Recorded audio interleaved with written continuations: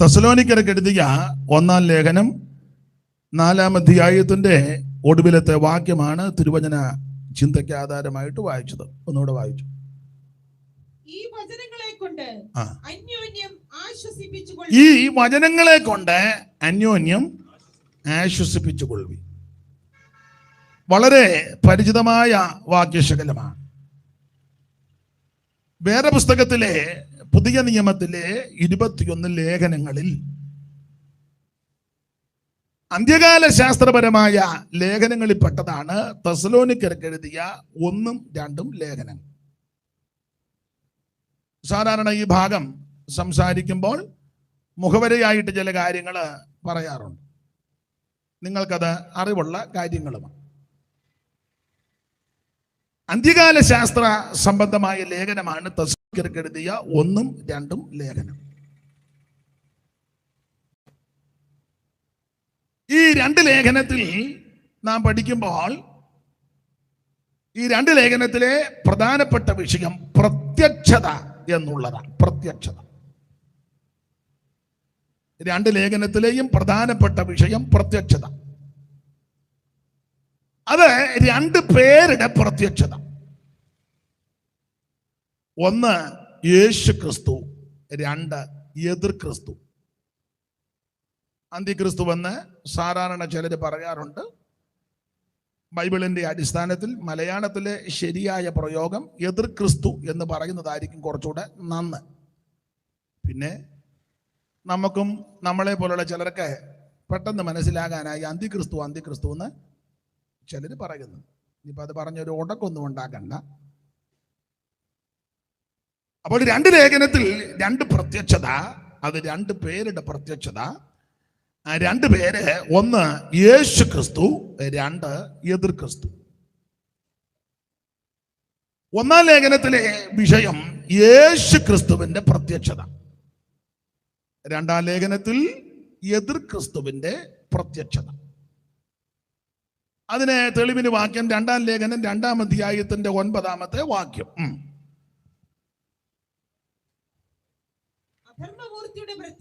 അധർമ്മമൂർത്തിയുടെ പ്രത്യക്ഷത. ചടിയടാന്ന് വായിക്കുന്ന ഒരു സഹോദരിയും കൂടെ അടുത്തിരിക്കുകയാണെങ്കിൽ അപ്പോൾ അത് കുറച്ചുകൂടെ നന്നായിരിക്കും. തന്നെയല്ലൊരു മൈക്കിന്റെ സ്റ്റാൻഡില്ലെന്ന് തോന്നില്ലയോ?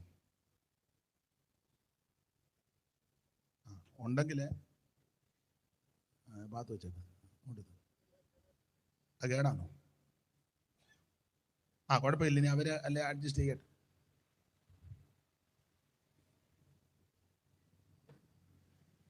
അത് കുഴപ്പമില്ലേ? ഒരു കൈ കൊണ്ട് മൈക്ക് പിടിക്കുകയും ഒരു കൈക്ക് താള് മറിക്കുകയും ചെയ്യുമ്പോൾ താമസം വരും. അപ്പം 2 പേരുടെയും കൂടെ നടുക്ക് വെക്കണം. മൈക്ക് അങ്ങ് വെച്ചു കൊടുത്ത് 2 പേരുടെ നടുക്കിരിക്കണം.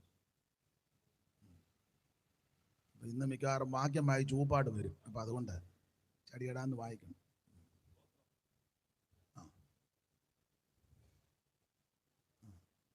മതി, അത് താഴെ പോകരുത്. അതെ, ഇതിൻ്റെ ഇച്ചോടിഞ്ഞോട്ട് മാറ്റി വെച്ച് ഇച്ചിരി അടുത്ത് വെച്ചാൽ പോരെ. ഇല്ല, മുന്നോട്ട് ഉച്ചകുത്തി കിടക്കുകയല്ലേ അവിടെ. എന്നാലും ഒന്ന് ഇച്ചിരി വെച്ചോ. അത് ഇങ്ങോട്ട് പോകുകയല്ലല്ലോ. എന്നാ കുഴപ്പമില്ല.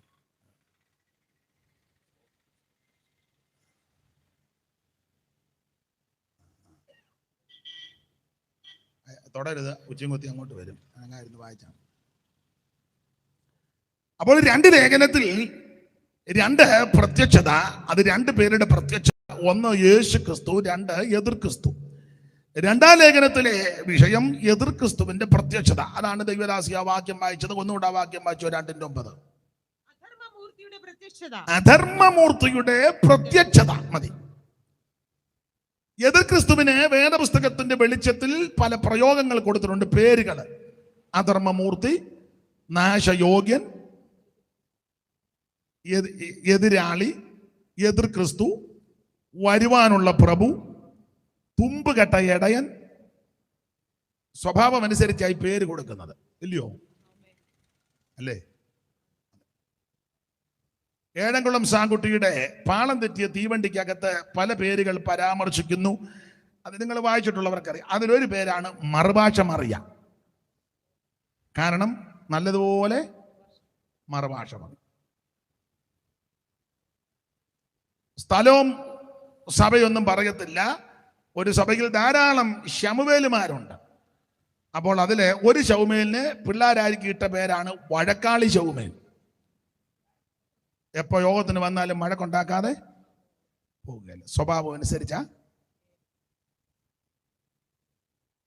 വേറൊരു സഹോദരിയുടെ പേര് ഒരിക്കൽ ഒരാൾ പറഞ്ഞു, നൊണമേരിയുടെ വീട്ടിലാന്നോ യോഗം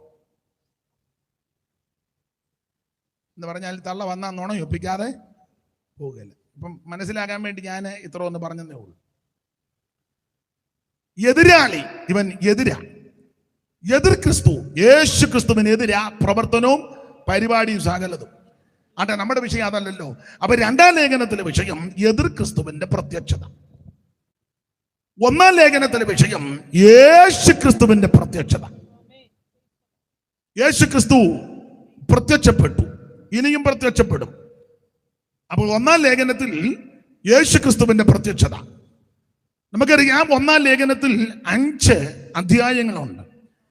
5 അധ്യായങ്ങളിലും പൗലോസ് വളരെ സ്പഷ്ടമായിട്ട് രേഖപ്പെടുത്തി യേശു ക്രിസ്തു പ്രത്യക്ഷപ്പെടും. ക്രമത്തിൽ രണ്ടുപേരും കൂടെ വായിച്ചു തരണം. 1-ാം അധ്യായത്തിന്റെ 9-ഉം 10-ഉം വാക്യവും 2-ാം അധ്യായത്തിന്റെ 19-ാമത്തെ വാക്യവും 3-ാം അധ്യായത്തിന്റെ 13-ാമത്തെ വാക്യവും 4-ാം അധ്യായത്തിന്റെ 13 മുതൽ ഇപ്പോൾ വായിച്ച കുറുവാക്യം വരെയും 5-ാം അധ്യായത്തിന്റെ 23-ാമത്തെ വാക്യങ്ങളും മാറി മാറി വായിച്ച് ക്രമത്തിൽ സഹായിച്ചാട്ടെ. ഞങ്ങൾക്കു നിങ്ങളുടെ അടുക്കൽ എങ്ങനെ ബായിക താത്തു വെക്ക്, ബായിക തടസ്സമായിട്ട് വരും, താത്തു വെക്ക്. എന്നാ വായിച്ചോ. അങ്ങനെ വായി. ഞങ്ങൾക്കു നിങ്ങളുടെ അടുക്കൽ എങ്ങനെയുള്ള പ്രവേശനം സാധിച്ചു എന്നും ജീവനുള്ള സത്യദൈവത്തെ സേവിപ്പാനും അവൻ മരിച്ചവരുടെ ഇടയിൽ നിന്ന് ഉയർപ്പിച്ച തന്റെ പുത്രനും വരുവാനുള്ള കോപത്തിൽ നിന്ന് നമ്മെ വിടുവിക്കുന്നവനുമായ യേശു സ്വർഗത്തിൽ നിന്ന് വരുന്നത്, വരുവാനുള്ള കോപത്തിൽ നിന്ന് നമ്മെ വിടുവിക്കുന്നവനായ യേശു സ്വർഗത്തിൽ നിന്ന് വരുമെന്ന് ഒരു താല്പര്യവും ഇല്ല. യേശു വരുമെന്ന്.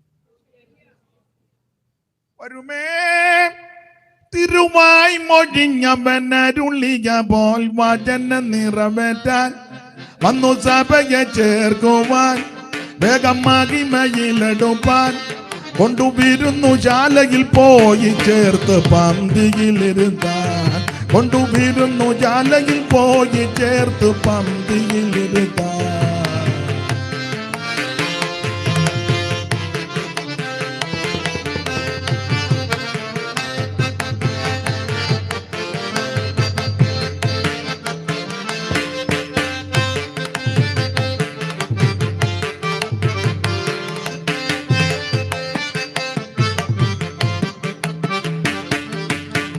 സ്വർഗീയ നാടെന്നു കാണാം എൻ്റെ വീട്ടിലെന്നെത്താ, സ്വർഗീയ നാടെന്നു കാണാം എൻ്റെ വീട്ടിലെന്നെത്താ. നവയറുജലം മഹിമ നിറഞ്ഞു ഇറങ്ങി വരുന്ന സമയമോർക്കുമ്പോൾ, നവയറുജലം മഹിമ ഇറങ്ങി വരുന്ന സമയമോർക്കുമ്പോൾ സ്നേഹം വർദ്ധിച്ചിടുന്നേ, പ്രത്യാശയേറി വരുന്നേ, സ്നേഹം വർദ്ധിച്ചിടുന്നേ, പ്രത്യാശ ഏറി വരുന്നേ. വരുമേ തിരുവായി മൊഴിഞ്ഞവനരുളിയ പോൽ വചനം നിറവേറ്റാൻ വന്നു സഭയെ ചേർക്കുവാൻ വേഗം മഹിമയിലെടുപ്പാൻ കൊണ്ടുവിരുന്നു ശാലയിൽ പോയി ചേർത്ത് പന്തിയിലിരുത്താൻ, കൊണ്ട് വിരുന്നു ശാലയിൽ പോയി ചേർത്ത് പന്തിയിലിരുത്താൻ, കൊണ്ട് വിരുന്നു ശാലയിൽ പോയി ചേർത്ത്. കരമുയർത്തി ദൈവത്തിന് മഹത്വം കൊടുക്ക. അപ്പോൾ വരുവാനുള്ള കോപത്തിൽ നിന്ന് നമ്മെ വിടുവിക്കുവാൻ യേശു ക്രിസ്തു സ്വർഗത്തിൽ നിന്ന് വരും എന്ന് പറഞ്ഞാൽ ക്രിസ്തു യേശു പ്രത്യക്ഷപ്പെടും. ഇനി 2-ാം അധ്യായത്തിന്റെ 19-ാമത്തെ വാക്യം വായിക്കാം. നമ്മുടെ കർത്താവായ യേശുവിന്റെ മുമ്പാകെ അവന്റെ പ്രത്യക്ഷതയിൽ ഞങ്ങളുടെ ആശയോ സന്തോഷമോ പ്രശംസാ കിരീടമോ ആറാകുന്നു. അപ്പോൾ ഈ വാക്യത്തിലും വളരെ സ്പഷ്ടമായിട്ട് രേഖപ്പെടുത്തി യേശു ക്രിസ്തുവിന്റെ പ്രത്യക്ഷത. യേശു പ്രത്യക്ഷപ്പെടും. ഇനി 3-ാം അധ്യായത്തിന്റെ 13-ാമത്തെ വാക്യം, ഇതെല്ലാം നമുക്ക് അറിവുള്ള വാക്യമാവുന്നോട് ഓർപ്പിക്കുന്നതേ ഉള്ളൂ. ഇങ്ങനെ നമ്മുടെ കർത്താവായ യേശു തന്റെ സകല വിശുദ്ധന്മാരുമായി വരുന്ന പ്രത്യക്ഷത. ഒറ്റ വാക്കി പറഞ്ഞാൽ ഈ പ്രത്യക്ഷത അവിടുത്തെ രണ്ടാം വരവിന്റെ രണ്ടാം ഘട്ടമാണ്. നമുക്ക് ആ ഭാഗത്തേക്കൊക്കെ പിന്നീട് വരാം. അപ്പോൾ 3-ാം അധ്യായത്തിന്റെ 13-ാമത്തെ വാക്യത്തിലും വളരെ സ്പഷ്ടമായിട്ട് രേഖപ്പെടുത്തി യേശു ക്രിസ്തു പ്രത്യക്ഷപ്പെടും. ഇനി 4-ാം അധ്യായത്തിന്റെ 13 മുതൽ ഉള്ള തിരുവെഴുത്തുകൾ വായിക്കാം. സഹോദരന്മാരെ, നിങ്ങൾ പ്രത്യാശയില്ലാത്ത മറ്റുള്ളവരെ പോലെ ദുഃഖിക്കാതിരിക്കേണ്ടതിന് നിദ്ര കൊള്ളുന്നവരെ കുറിച്ച് അറിവില്ലാതിരിക്കരുത് എന്ന് ഞങ്ങൾ ആഗ്രഹിക്കുന്നു. യേശു മരിക്കുകയും ജീവിച്ചെഴുന്നേൽക്കുകയും ചെയ്തു എന്ന് നാം വിശ്വസിക്കുന്നു എങ്കിൽ അങ്ങനെ തന്നെ ദൈവം നിദ്ര കൊണ്ടവരെയും യേശു മുഖാന്തരം അവനോടുകൂടെ വരുത്തും. കർത്താവിന്റെ പ്രത്യക്ഷത വരെ ജീവനോടെ ശേഷിക്കുന്നവരായ നാം നിദ്ര കൊണ്ടവർക്ക് മുൻപാകയില്ല എന്ന് ഞങ്ങൾ കർത്താവിന്റെ വചനത്താൽ നിങ്ങളോട് പറയുന്നു. കർത്താവ് താൻ ഗംഭീരനാദത്തോടും പ്രധാന ദൂതന്റെ ശബ്ദത്തോടും ദൈവത്തിന്റെ കാഹളത്തോടും കൂടെ സ്വർഗത്തിൽ നിന്ന് ഇറങ്ങി വരികയും ക്രിസ്തുവിൽ മരിച്ചവർ മുൻപ് ഉയർത്തെഴുന്നേൽക്കുകയും ചെയ്യും. പിന്നെ ജീവനോടെ ശേഷിക്കുന്ന നാം അവരോട് ഒരുമിച്ച് ആകാശത്തിൽ കർത്താവിനെ എതിരേൽപ്പാൻ മേഘങ്ങളിൽ എടുക്കപ്പെടും. ഇങ്ങനെ നാം എപ്പോഴും കർത്താവിനോട് കൂടെ ഇരിക്കും. ഈ വചനങ്ങളെ കൊണ്ട് അന്യോന്യം ആശ്വസിപ്പിച്ചുകൊള്ളുവീൻ. അപ്പോൾ ഇവിടെയും യേശു ക്രിസ്തു പ്രത്യക്ഷപ്പെടുമെന്നാണ് 4-ാം അധ്യായത്തിന്റെ 13 മുതൽ 18 വരെയുള്ള തിരുവെഴുത്തുകളിൽ വളരെ സ്പഷ്ടമായിട്ട് രേഖപ്പെടുത്തിയിരിക്കുന്നത്. ഇനി 5-ാം അധ്യായത്തിന്റെ 23-ാമത്തെ വാക്യം. സമാധാനത്തിന്റെ ദൈവം തന്നെ നിങ്ങളെ മുഴുവനും ശുദ്ധീകരിക്കുമാറാകട്ടെ. നിങ്ങളുടെ ആത്മാവും പ്രാണനും ദേഹവും അശേഷം നമ്മുടെ കർത്താവായ യേശു ക്രിസ്തുവിന്റെ പ്രത്യക്ഷതയിൽ അനന്യമായി വെളിപ്പെടും വണ്ണം കാക്കപ്പെടുമാറാകട്ടെ. അപ്പോൾ അവിടെ സമാധാനത്തിന്റെ ദൈവം തന്നെ നിങ്ങളെ മുഴുവനും ശുദ്ധീകരിക്കുമാറാകട്ടെ. ആമേൻ. ശുദ്ധീകരിക്കുമാറാകട്ടെ. നിങ്ങളുടെ ആത്മാവും പ്രാണനും ദേഹവും അശേഷം നമ്മുടെ കർത്താവാകുന്ന യേശു ക്രിസ്തുവിന്റെ പ്രത്യക്ഷത. അവിടെയും ക്രിസ്തു പ്രത്യക്ഷപ്പെടും. ഇടയ്ക്ക് കയറി പറയാം, ഞാനും നിങ്ങളും ആരാധിക്കുന്ന ദൈവം സമാധാനത്തിന്റെ ദൈവമാണ്. തിരുവചനത്തിൽ അങ്ങനെ ഓർപ്പിക്കുന്നത്, ക്രിസ്തു നമ്മുടെ സമാധാനം. അതുകൊണ്ട് സമാധാനം കിട്ടാൻ മദ്യത്തിന്റെ പുറകെ പോകരുത്, മയക്കുമരുന്നിന്റെ പുറകെ പോകരുത്, ലഹരി പദാർത്ഥം അതൊക്കെ അല്പനേരത്തെ സുഖം തരുന്നെന്ന് പറയുന്നു. ഉപയോഗിക്കാത്തതുകൊണ്ട് അറിയത്തില്ല കൃത്യമായിട്ട്, എങ്കിലും ഉപയോഗിച്ചിട്ടുള്ളവര് അങ്ങനെ പറയുന്നത്. ഞങ്ങളുടെ ഒരു ഉപദേശം പറയുന്നത് ഒരു പിമ്പിരിയാണ്, എനിക്കറിയത്തില്ല. അപ്പൊ എന്തായാലും കൊള്ളാം, ഇതെല്ലാം താൽക്കാലിക സുഖങ്ങളാ തരുന്നത്. സ്തോത്രം. എഴുത്തച്ഛൻ രാമായണത്തിലെ പണ്ട് സ്കൂളിൽ പഠിച്ചത് ഒരു വരി കൊടുത്തിട്ടുണ്ട്. ഭോഗങ്ങളോരോ ജനപ്രഭാചഞ്ചലം വേഗേന നഷ്ടമായുസുമോർക്ക നീ വക്നി സന്തപ്ത ലോകസ്ഥാംബു ബിന്ദുന സന്നിപം മർത്യജന്മം രണഭങ്കുരം മയമായി പരിണാമിയായൊരു കായം വികാരിയായുള്ള നിരുദ്രുവം ദേഹോഭിമാനം നിമിത്തമായുണ്ടായ മോഹേന ലോകം ദഹിപ്പിപ്പതിന്നു നീ മാനകതാര നിരൂപിച്ചതെന്തവജ്ഞാനമല്ല ഇതെന്നറിയ നീ. ലക്ഷ്മണോപദേശമാണ്. അപ്പൊ അതിലെ ആദ്യത്തെ വരി, ഭോഗങ്ങൾ ഓരോ ക്ഷണപ്രഭാചഞ്ചലം. ഇവിടുത്തെ ഇതെല്ലാം ക്ഷണപ്രഭയാ. ഈ മിന്നൽ പിണര് പോലെ അധിക നേരം മിന്നൽ ഒത്തിരി നേരം നിൽക്കുന്നില്ലല്ലോ. കുടിച്ചു കഴിയുമ്പോൾ കണ്ടമാനം അടിച്ച്, പിള്ളേരുടെ ഭാഷ പറഞ്ഞ എന്താ അതിന് പറയുന്നത്, വേറെ ഭാഷയാ പറഞ്ഞത്, അടിച്ച് ആർക്കും ഒന്നും അറിയാൻ മേല അടിച്ച് നീ ഇതിലെ കോൺ തെറ്റി നടന്നതാ, യേശു നിന്നെ രക്ഷിച്ചതാ. ഇതിനകത്ത് വന്നിട്ടും ചിലരടിച്ചവര് ആ കണ്ണും ചെറിയൊക്കെ കാണുമ്പോ അറിയാം, പിന്നെ ആരും തീർത്ത് പറയുന്നില്ലെന്നേ. അപ്പൊ എന്തായാലും കൊള്ളാം, മദ്യം അല്പസമയത്തെ സുഖമാണ്, അതെല്ലാം അങ്ങനെ തന്നെ. എന്നാൽ സാക്ഷാൽ സമാധാനം യേശു ക്രിസ്തുവാണ്. യേശു ക്രിസ്തുവിൽ കൂടി മാത്രമാണ് മനുഷ്യവർഗത്തിന് സമാധാനം.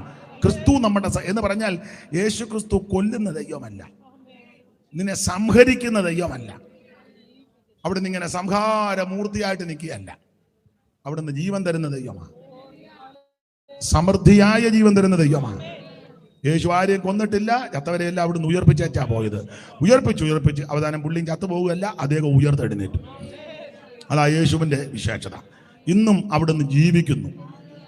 സമാധാനത്തിന്റെ ദൈവം തന്നെ നിങ്ങളെ മുഴുവനും ശുദ്ധീകരിക്കുമാറാകട്ടെ. ഒന്നുകൂടെ വാക്യം വായിച്ചു വേറൊരു കാര്യം പറയാനോ. ഒന്നുകൂടെ. സമാധാനത്തിന്റെ ദൈവം തന്നെ നിങ്ങളെ മുഴുവനും ശുദ്ധീകരിക്കുമാറാകട്ടെ. നിങ്ങളുടെ ദേഹവും ആത്മാവും പ്രാണനും ദേഹവും അശേഷം നമ്മുടെ കർത്താവായ നിങ്ങളുടെ ആത്മാവും പ്രാണനും ദേഹവും അശേഷം നമ്മുടെ കർത്താവായ യേശുക്രിസ്തുവിന്റെ വൃക്ഷത്തെ അനന്യമായി വെളിപ്പെടുവണ്ണം കാക്കപ്പെടുമാറാകട്ടെ. ഒന്നുകൂടെ വായിച്ചേ, 23 മുതൽ. സമാധാനത്തോടെ വായിച്ചാൽ മതി, പേടിക്കൊന്നും വേണ്ട. ഞാനൊന്നും ചെയ്യത്തില്ല. അഥവാ ഒരു അപാകത വന്നാലും നമുക്ക് പരിഹരിച്ചു പോകാം. ശാന്തമായിട്ട് സമാധാനത്തോടെ വായിച്ചേ. ഒന്നുകൂടെ വായിച്ചു. സമാധാനത്തിന്റെ ദൈവം തന്നെ നിങ്ങളെ മുഴുവനും ശുദ്ധീകരിക്കട്ടെ. ആ മുഴുവൻ ഏതൊക്കെയാണ് അടുത്ത വാക്യത്തിൽ? ആത്മാവും പ്രാണനും ദേഹവും. ദൈവം വെച്ച ഓർഡർ കണ്ടോ? ആത്മാവ്, പ്രാണൻ, ദേഹം. ഇതാണ് ദൈവം വെച്ചിരിക്കുന്ന ഓർഡർ. ഞാനും നിങ്ങൾ ചിലരും ഇതിനെപ്പറ്റി വലിയ ഗ്രാഹ്യമില്ലാത്തത് കൊണ്ട് പലപ്പോഴും പ്രാർത്ഥിക്കുമ്പോഴും സംസാരിക്കുമ്പോഴും പ്രാർത്ഥനാ വേളയിലൊക്കെ അങ്ങനെ ഓർഡർ തെറ്റിയാ പറയുന്നത്. കർത്താവേ, എങ്ങനെ നമ്മൾ പറഞ്ഞേ? ഞങ്ങളുടെ ദേഹം ദേഹി ആത്മാവിനെ നിന്റെ കരങ്ങളിലേക്ക് തരുന്നു. പക്ഷെ ഇവിടുത്തെ എങ്ങനെ ഓർഡർ? ആത്മാവ്, പ്രാണൻ. നമ്മൾ ആദ്യം കൊടുത്തേക്കുന്നതോ ദേഹം, ദൈവം വെച്ചിരിക്കുന്നതോ? നിങ്ങൾക്ക് മനസ്സിലായോ? ചുരുക്കി പറഞ്ഞാൽ ഞാനും നിങ്ങളും എല്ലാം ഓർഡർ തെറ്റിക്കുകയല്ല, ഓർഡർ തെറ്റിയായി ജീവിക്കുന്നത്. അതാ യാതൊരു സമാധാനമില്ലല്ലോ. വീടുകളിൽ സമാധാനമില്ല, കാരണം ഓർഡർ തെറ്റി ഇല്ലേ? പറ. ഒരു കുടുംബിനി ആ വീട്ടിൽ അതിൻ്റെ ഓർഡറായിട്ട് വേണം പോകാൻ. അത് രാവിലെ അസുഖങ്ങളും മറ്റ് ദീനവും ദണ്ണവും ഒന്നുമില്ലെങ്കിൽ അത് രാവിലെ എഴുന്നേക്കണം. അങ്ങനല്ലേ? കുടുംബനാഥനും അത് രാവിലെ. ഇപ്പം മിക്ക വീട്ടിലും വെളുപ്പിനെ എഴുന്നേപ്പില്ല, കാരണം ഈ മൊബൈലിൽ പണി നടത്തി അവസാനം 2:30-3 ആകുമ്പോഴാ. അതുകൊണ്ട് കുടുംബ പ്രാർത്ഥന പോലും ചില വീടുകളിൽ,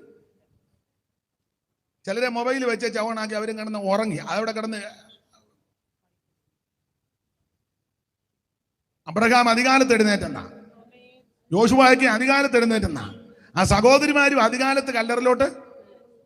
നമ്മൾ വെളുപ്പിനെ പാടുന്നൊരു പാട്ടില്ലേ, മത്തൽമേരി അതിരാവിലെ.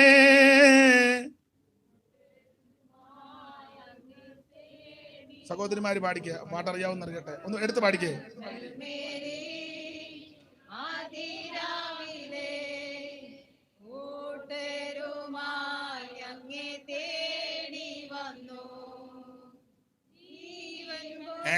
നന്നായിട്ട് പാടിക്കോ. മത്തൽമേരി അതിരാവിലെ കൂട്ടരു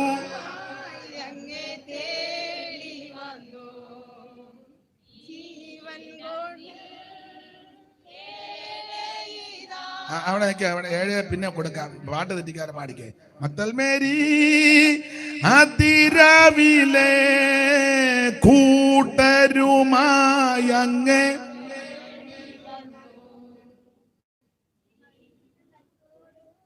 അവിടെ ശരിക്കും പാടിയ ഇന്ന് പാടിക്കാതെ ഈ യോഗ മുമ്പോട്ട് പാടിക്കേ. മത്തൽമേരി ആദിരാവിലെ. സഹോദരിമാര്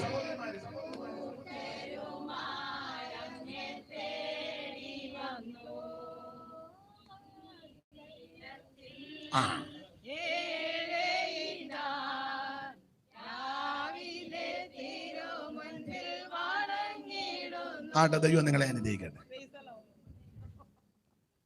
ഈ ചിലയിടത്ത് എല്ലാവരുമല്ല, നിങ്ങൾ ചില പാട്ടുകാരെയൊക്കെ ശ്രദ്ധിച്ച് എല്ലാം ശ്രദ്ധിക്കത്തില്ല. അടുത്ത കാലത്ത് നിങ്ങൾ അത് ഏത് വർഷമാണ് ഞാൻ കഴിഞ്ഞ ഈ കോവിഡ് തുടങ്ങുന്നതിന് മുമ്പാ,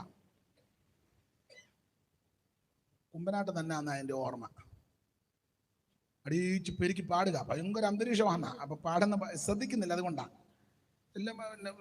അതിന് പ്രത്യേക സംഗീതം, പിന്നെ അതിന്റെ ലീഡറിന് എന്ത് വേറെ പേര് കൊടുക്കല്ലോ, എന്തുവാ വർഷിപ്പിൽ, അതൊക്കെ ഈ ആടുന്ന സമയത്തൊക്കെ വന്നത്. അത് പോട്ടെ.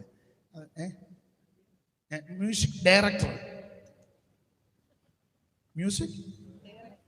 അപ്പൊ ഡയറക്ടറും കൂടെ നിന്ന് പാടുക. നിങ്ങൾ ശ്രദ്ധിച്ചോണം, അത് ഏത് വർഷമാണെന്ന് ഞാൻ ഓർക്കുന്നില്ല. തൻ തിരുനാമത്തിനായി മുമ്പിൽ നിന്നകൾ സഹിച്ചവരെ, തൻ തിരുനാമത്തിനായി മണ്ണിൽ നിന്നകൾ സഹിച്ച.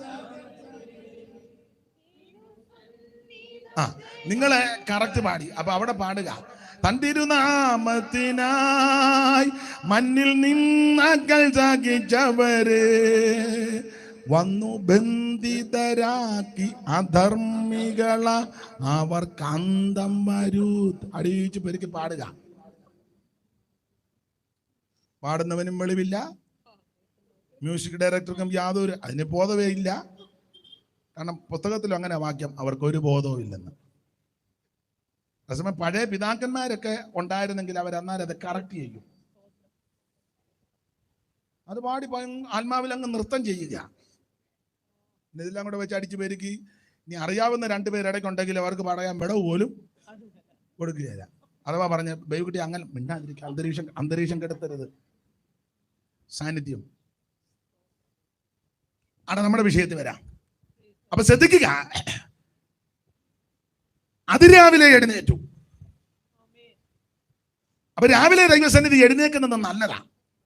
അപ്പൊ എവിടെയും ഓർഡർ തെറ്റിക്കരുത്. ഒരു വീടിന് അതിന്റെ ഓർഡർ ഉണ്ട്, ഒരു സഭ അതിൻ്റെതായ ഓർഡറിൽ പോകണം, ഒരു ശുശ്രൂഷ അതിന്റെ ഓർഡറിൽ പോകണം. പൗലോസ് വളരെ സ്പഷ്ടമായിട്ട് പറഞ്ഞു, ഉചിതമായിട്ടും ക്രമമായിട്ടും. അങ്ങനെ ആ പുസ്തകത്തിലെ വാക്യം, ഉചിതമായിട്ടും ക്രമമായി, ഡീസലി അതിന്റെ ഓർഡറിൽ നിന്നാണ് കൊടുത്തിരിക്കുന്നത്. എല്ലാം ഉചിതമായിട്ടും ക്രമമായിട്ടും അതിന്റെ ഓർഡറിൽ പോകണം. ഇത് ചിലയിടത്ത് യാതൊരു ഓർഡറില്ല. ഇവിടെ ദൈവം വച്ചിരിക്കുന്ന ഓർഡർ കണ്ടോ? നിങ്ങളുടെ ആത്മാവും പ്രാണനും ദേഹവും, അതാ ദൈവത്തിന്റെ ഓർഡർ. പക്ഷെ നമ്മൾ നേരെ തല തിരിച്ച ദേഹം ദേഹി ആത്മാവ്. വചനത്തിന്റെ ചിട്ട ഓർഡർ ആദ്യം ആത്മാവിന് പ്രഥമ സ്ഥാനം, പിന്നെ ദേഹി, ഒടുവിൽ ദേഹം. നമ്മൾ ആദ്യം ദേഹത്തിനാ. ഈ കാനോച്ചൻ പറഞ്ഞ ഒരു കാര്യം ഞാനിപ്പോ കടമെടുക്കുക. ബഹുമാനപ്പെട്ട അച്ഛൻ നല്ല പ്രയോഗങ്ങൾ നടത്തും, അത് വളരെ നല്ലതാണ്. അച്ഛൻ ഒരിക്കൽ പറഞ്ഞു, ഞാനും നിങ്ങളുമെല്ലാം ആത്മരക്ഷയില തുടങ്ങിയത്. നമ്മുടെ തുടക്കം അങ്ങനായിരുന്നു. എങ്ങനെ? ആത്മരക്ഷ.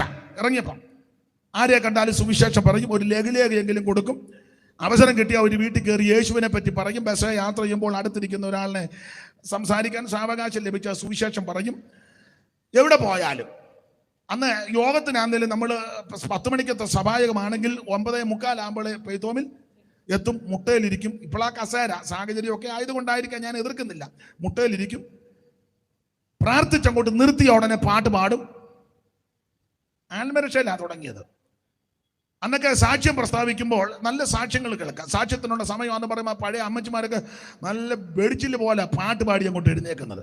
അത് കേൾക്കാനും ഒരു അനുഗ്രഹമാണ്, സാക്ഷ്യം ഒരു വളരെ അനുഗ്രഹമാണ്, വിടുതല. അന്നത്തെ സാക്ഷ്യം ഇന്നത്തെ സാക്ഷ്യം ഞാനങ്ങ് പറയുക, ഞാൻ എന്നെയും കൂടെ പ്രതിയാക്കുക. അന്നത്തെ സാക്ഷ്യം ഇങ്ങനെ, കഴിഞ്ഞ ആഴ്ചകളിലൊക്കെ സുഖമില്ലാതെ വളരെ ഭാരപ്പെട്ടു. വെള്ളിയാഴ്ച അസുഖം വല്ലാതെ മൂർച്ഛിച്ചു. ശനിയാഴ്ച എൻ്റെ ജീവൻ പോകുമെന്ന് പോലും ഞാൻ കരുതി. പക്ഷേ പിള്ളേരും അച്ചായനും കൂടെ പ്രാർത്ഥിച്ചു. ഉപദേശി ആളിനെ വിട്ട് വിളിപ്പിച്ചെന്ന് ഫോണില്ല, ആൾ വിട്ട് വിളിപ്പിച്ചു. ഉപദേശി രാത്രി വന്ന് പ്രാർത്ഥിച്ചു. ഞങ്ങളെല്ലാം കൂടെ ജാഗരിച്ച് പ്രാർത്ഥിച്ചു. യേശു എന്നെ സൗഖ്യമാക്കി. ഈ ആരാധനയ്ക്ക് സംബന്ധിപ്പാൻ ഇടയായതിൽ ദൈവത്തിന് മഹത്വം. ഇതാ അന്നത്തെ സാക്ഷ്യം. ഇന്നത്തെ കുഞ്ഞാച്ചമ്മ എഴുന്നേറ്റ് സാക്ഷി പറയുന്നത്, ദൈവനാമത്തിന് മഹത്വം ഉണ്ടാകട്ടെ, വളരെ ക്ഷീണാവസ്ഥയിലാണ്, ദീർഘവർഷങ്ങളായിട്ട് കർത്താവിനെ സേവിക്കുന്നെങ്കിൽ ഇതുവരെ ഒരു വിടുതൽ നടന്നിട്ടില്ല. ഈ മക്കളെല്ലാം പ്രാർത്ഥിക്കണം. തന്നെയുമല്ല, ആരാധന കഴിഞ്ഞ് ഞങ്ങൾ മെഡിക്കൽ കോളേജിലോട്ട് പോവുകയാണ്. ദൈവമക്കളെല്ലാം ഞങ്ങൾക്ക് വേണ്ടി ഡോക്ടർ ചാണ്ടിനെ കാണാനാണ് പോകുന്നത്. തടസ്സം കൂടാതെ ചാണ്ടിയായിട്ട് കാണുവാനും മരുന്നെല്ലാം കുറിച്ച് തരുവാനും അത് ഓർഡറിൽ കഴിക്കുവാനുള്ള കൃപ.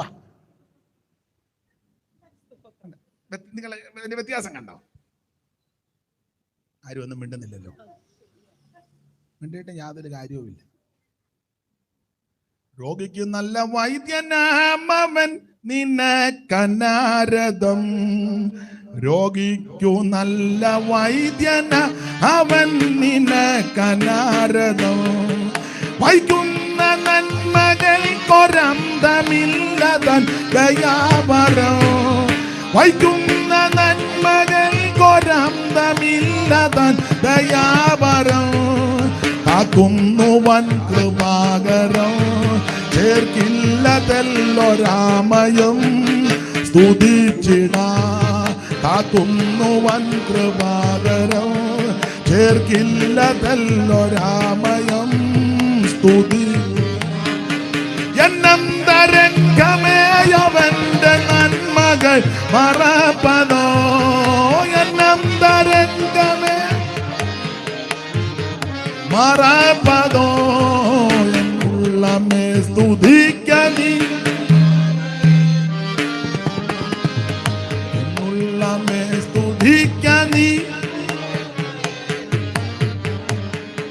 അപ്പൊ ശ്രദ്ധിക്കുക, ഞാൻ ആരെയും കുറ്റം പറഞ്ഞതല്ല, തെറ്റിദ്ധരിക്കരുത്. അന്നും ഇന്നുമായിട്ടുള്ള വ്യത്യാസം പറഞ്ഞതേ ഉള്ളൂ. പണ്ട് രണ്ട് വിശ്വാസി സഹോദരന്മാർ തമ്മിൽ കണ്ടാൽ, അല്ലെ സഹോദരിമാർ തമ്മിൽ കണ്ടാൽ, അമ്മാമ ആ വാക്യം ഏതാ, ഞാനങ്ങ് മറന്നുപോയി, മധ്യസ്ഥത യേശു മാത്രമാണെന്നുള്ള വാക്യം. സ്തോത്രം. ആ കിഴക്കോട്ട് നിന്ന് പ്രാർത്ഥിക്കുന്നത് സൂര്യനോടാണെന്നുള്ള വാക്യം ഞാൻ അങ്ങ് മറന്നുപോയി. ഇത് പണ്ട് ഉദാഹരണമാണ്. രണ്ട് വിശ്വാസി തമ്മിൽ കണ്ട ഇതാ. ഇപ്പൊ ചോദിക്കുന്നേ, പാസ്റ്റർ ആ ഡോക്ടറുടെ പേരേതാ നിങ്ങൾ പോകുന്നേ? ആ മരുന്നിന്റെ പേര് അത് പിന്നെ പനിക്ക് ഡോളായാണോ അതാ പിന്നെ പാരസെറ്റമോളാണോ? കുറ്റം പറഞ്ഞതല്ല, വ്യത്യാസപ്പെടുത്തിയെന്നേ ഉള്ളൂ. സ്തോത്രം. അപ്പൊ അച്ഛൻ പറഞ്ഞത് കടമെടുത്ത് വീണ്ടും പറയാം. ആത്മരക്ഷയല്ല നമ്മൾ തുടങ്ങിയത്. ഞാൻ നിങ്ങളെല്ലാം ആത്മരക്ഷ തുടങ്ങിയതാ. നമ്മൾ ഈ പെന്തിക്കോസ് വന്നപ്പോ അന്ന് കള്ളം പറയത്തില്ല, ഇപ്പൊ നമ്മൾ സത്യം പറയുകയില്ല. അന്ന് കള്ളം പറയത്തില്ല, ഇന്ന്. അന്നൊക്കെ ചില അപ്പച്ചന്മാരുടെ സഹോദരിമാരുടെ ഒന്നും അടുത്തിരിക്കാനൊക്കെ ഞങ്ങളുടെ സഭയിലൊരു ദൈവദാസനുണ്ട്, ചന്ദ്രൻ പാസ്റ്റർ, നന്നായിട്ട് കൈയടിക്കും. ഞാൻ പറയാം, പുള്ളി കൈയടിക്കുന്നതിന് വിടവിലെങ്ങാന്ന് നീ പപ്പടം പൊടിയും പോലെ പൊടിയും.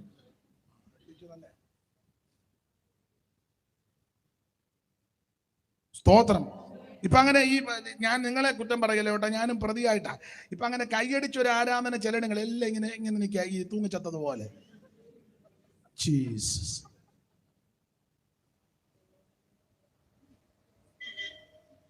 നമ്മൾ ചില കടയിലോട്ട് വാഴപ്പഴം മേടിക്കാൻ ചെല്ലുമ്പോൾ കൊലയെല്ലാം കെട്ടുന്നത് നമ്മൾ മുട്ടുമ്പോൾ അത് കടന്നിങ്ങനെ ആടുന്ന കണ്ടിട്ടില്ലേ? ഒത്തിരി വ്യത്യാസമായി. ആത്മരക്ഷയിലാണ് നമ്മൾ തുടങ്ങിയത്. ഇപ്പൊ വന്ന് ദേഹരക്ഷയിലാ കൊണ്ടുവന്ന് നിർത്തിയിരിക്കുന്നത്. ഞാൻ എന്നെയും കൂടെ പ്രതിയാക്കിയായി പറയുന്നത്. അന്ന് നമ്മൾ മുട്ടയിലിരുന്ന് ആത്മാവി നിറയും. ഇന്ന് മുട്ടയിലിരിക്കാൻ പറ്റുമോ? ഒക്കത്തില്ല ആർക്കും. സ്തോത്രം. അന്ന് പണ്ട് കാലത്ത്, ഇപ്പോഴും അങ്ങനെയുള്ളവരുണ്ട് കേട്ടോ, ഞായറാഴ്ച രാവിലെ പിള്ളേർക്ക് പോലും ഭക്ഷണം കൊടുക്കുകയില്ല. അത് ഉപദേശമൊന്നുമല്ല, ഒരു രീതിയാണ്. ഇന്നോ കഴിക്കാവുന്നതിന്റെ പരമാവധി കഴിച്ചാൽ ഞായറാഴ്ച വന്ന് കുത്തിയിരുന്ന് ഉറങ്ങുക. അടിച്ചു പെരുക്കാവുന്നതിന്റെ ഒരു കുറ്റിപ്പൊട്ടും 2 മുട്ടയും അതിനടുത്ത് അരുതാഴികളെല്ലാം കൂടെ കൊണ്ടുവന്ന് ആ ഇരിപ്പ് കാണുമ്പോൾ അഴിച്ച് പെരുക്കുക ചെയ്യും വന്നിരിക്കുന്നെന്ന്. ഞാൻ കുറ്റമായിട്ടല്ല ഈ പറഞ്ഞത്. രാവിലെ ഭക്ഷണം കഴിച്ച് തെറ്റാന്നുമല്ല പറഞ്ഞത്, നമ്മുടെ ആ വ്യത്യാസം വന്ന കാര്യമായി പറഞ്ഞു. പണ്ട് പിള്ളേർക്ക് പോലും കൊടുക്കുകയില്ലായിരുന്നു. ഇല്ലാഞ്ഞിട്ടല്ല, ചില വീട്ടിൽ ബുദ്ധിമുട്ടും കാണും, ചില വീട്ടിൽ സാവകാശം ഉണ്ട്. എന്നാലും ആരാധനയ്ക്ക് അതങ്ങനെ. സ്തോത്രം. പിണങ്ങായിരിക്കാമെങ്കിൽ പറയാം. പണ്ട് പഴയ ബന്ധുക്കോസുകാർ പറഞ്ഞുള്ള അറിവാ. ഞാൻ പഴയ ബന്ധുക്കോസ് അല്ല, പിന്നെ പഴമക്കാർ പറഞ്ഞുള്ള അറിവാ. പണ്ട് കാലത്ത് ഈ മരുന്നെടുക്കുന്നവർക്ക് കർത്തൃമേശ കൊടുക്കുകയില്ലായിരുന്നു. ഇവര് കൊടുക്കത്തുമില്ല, അവരൊട്ട് എടുക്കുകയില്ല. സ്തോത്രം. അതാ പണ്ടത്തെ പെന്തിക്കോസ് ഇപ്പോഴത്തെ പെന്തിക്കോസുമായിട്ട് ഒത്തിരി വ്യത്യാസം. ദൈവത്തിന് മഹത്വം. പണ്ട് ഉപവസിച്ച് പ്രാർത്ഥിക്കും. ഇപ്പം വന്ന് നേരെ പറഞ്ഞേക്കുന്ന ഒരു കാരണവശാലും ഫാസ്റ്റിംഗ് എടുക്കരുത്, കാരണം മസ്റ്റായിട്ട് ബ്രേക്ക്ഫാസ്റ്റ്. ആൾക്കാരങ്ങനെ നമ്മൾ പേടിപ്പിക്കുകയും ചെയ്യും. കുറഞ്ഞ പക്ഷം ഒരു ബിസ്ക്കറ്റ് എങ്കിലും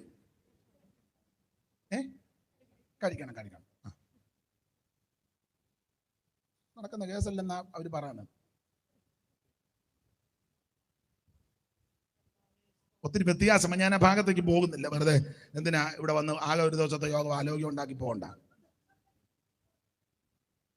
വ്യത്യാസമാണ്. ആദിമാസ്നേഹവും ജീവനും ത്യാഗവും മാഞ്ഞുമോ, ആദിമാസ്നേഹവും ജീവനും ത്യാഗവും മാഞ്ഞുമോ, ദൈവവിശ്വാസമോ കേവലം പേനു മാത്രമാ,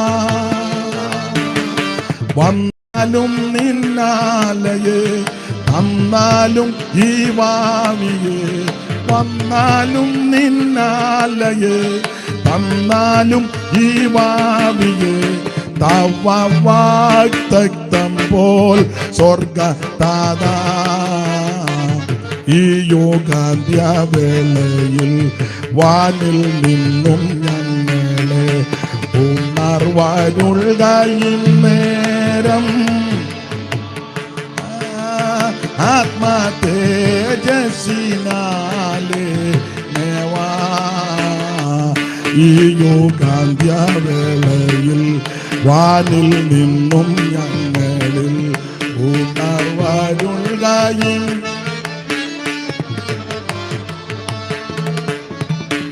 ദൈവത്തിന് മഹത്വം കൊടുക്ക. അപ്പൊ ഞാനും നിങ്ങൾ വല്ല ആത്മരക്ഷ തുടങ്ങി. ഇപ്പോൾ ദേഹരക്ഷയില. പണ്ട് ഒരു മുടിരാത്രി പ്രാർത്ഥന വെച്ചാൽ എല്ലാവരും കാണും. ഇന്നോ, ഇന്ന് പേര് മുടിരാത്രി പ്രാർത്ഥന എന്നാ. 12 ആകുമ്പോൾ നിർത്തും. നിർത്തിയേച്ച് 3 മണ്ണും കട്ടൻ കാപ്പി. പിന്നെ ചിലടത്ത് പാസ്റ്റർമാര് പറയും ഇനി ഇരുന്ന് പ്രാർത്ഥിക്കേണ്ടവർക്ക് ആര് കാണാൻ. പുള്ളി കുറച്ച് നേരം നോക്കിയപ്പോൾ ആര് ജനലും കഥകും തുറന്നു കിടക്കുക. എന്നാ പറഞ്ഞ തങ്കമ്മ അടച്ചോടി നമുക്കും കയറി. കുറ്റമായിട്ടല്ല പറഞ്ഞത്. നിങ്ങളിൽ പ്രായമുള്ള ചിലരെ കാണുന്നത് കൊണ്ട് ഞാൻ നിങ്ങൾക്ക് കുറച്ചുകൂടെ ബോധ്യപ്പെടും. പണ്ട് അത് ഉപദേശമൊന്നുമല്ല, എല്ലാവരുടെ കൂടാൻ ഒരു സൗകര്യത്തിന് കൂടുന്നതാ. പണ്ട് ഈ ഡിസംബർ 31 വെളുക്കുന്നത് വരെ ആ യോഗം. ഞാൻ ആ യോഗം കൂടിയിട്ടുണ്ട്. വെളുക്കുന്നത് വരാ. സന്ധ്യയ്ക്ക് ചിലപ്പോൾ എല്ലാവരുടെ കൂടി ഒരു ഷാപ്പാട് വല്ലോ, അത് വലുതായിട്ടൊന്നുമില്ല, ഒരു സാമ്പാറും തോരനും ചോറും. യോഗമാ. പിന്നെ ഞാനിപ്പോൾ ഓർക്കുന്ന പരുത്തമ്പാറ യോഗത്തിന് പോകുമ്പോഴൊക്കെ അങ്ങനെ സന്ധ്യയ്ക്ക് ഭക്ഷണം കഴിക്കും. 6:30 ആകുമ്പോഴേ കഴിക്കും. 7 മണിയാകുമ്പോൾ യോഗം തുടങ്ങുക. ഇട്ടിയുപദേശയുടെ കാലത്ത് അവിടെ ഒരു ഇട്ടിയുപദേശമുണ്ട്.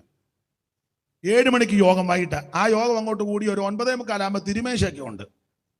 തിരുമേശ കഴിഞ്ഞു ആരാധന. അത് കഴിഞ്ഞ് 12 മണിയാകുമ്പോൾ എല്ലാവരും എഴുന്നേറ്റ് നിന്ന്, അത് ഉപദേശമല്ല, ഒരു രീതിയാണ്. ആ 136 സങ്കീർത്തനമൊക്കെ ഒന്ന് ഗാനപ്രതിഗാനമായി പാടി ദൈവത്തെ മഹത്വപ്പെടുത്തി എല്ലാവരും ആത്മാവിൽ നിറഞ്ഞ് ആ പുതിയ വർഷത്തിലേക്ക് പ്രവേശിച്ചു. പിന്നെ യോഗമാണ്. ആ യോഗം രാവിലെ 7 മണി വരെ. ഒരു കുഞ്ഞുങ്ങൾ പോകുകയില്ല, ആർക്കും ഒരു മടുപ്പുമില്ല. നല്ല പിള്ളേരുടെ ഭാഷ പറഞ്ഞാൽ എരിപൊരി യോഗം. ഇപ്പോഴോ ഇപ്പം അതിന് തന്നെ നേരത്തെ കമ്മിറ്റി കൂടും. നമുക്ക് എപ്പം മുതൽ ഉടനെ ജോർച്ചാൻ പറഞ്ഞ് 8:30 തുടങ്ങുന്നതായിരിക്കും കുറച്ചുകൂടെ നല്ലത്. ഉടനെ കാശുള്ള ബേബി പറഞ്ഞ് 8:30 ഒന്നും ആര് വരാനോ 9:30 തുടങ്ങിയാൽ മതി. അപ്പം പറഞ്ഞ എന്നാൽ കാശുള്ള വേച്ചൻ പറഞ്ഞാൽ കുറച്ചുകൂടെ എന്നാൽ ബേബി ആയിട്ടു. എല്ലാവർക്കും കേക്ക്, ഞാൻ എല്ലാവരും കേൾക്കാനല്ല, കേക്ക് ബേബിയുടെ കേക്കും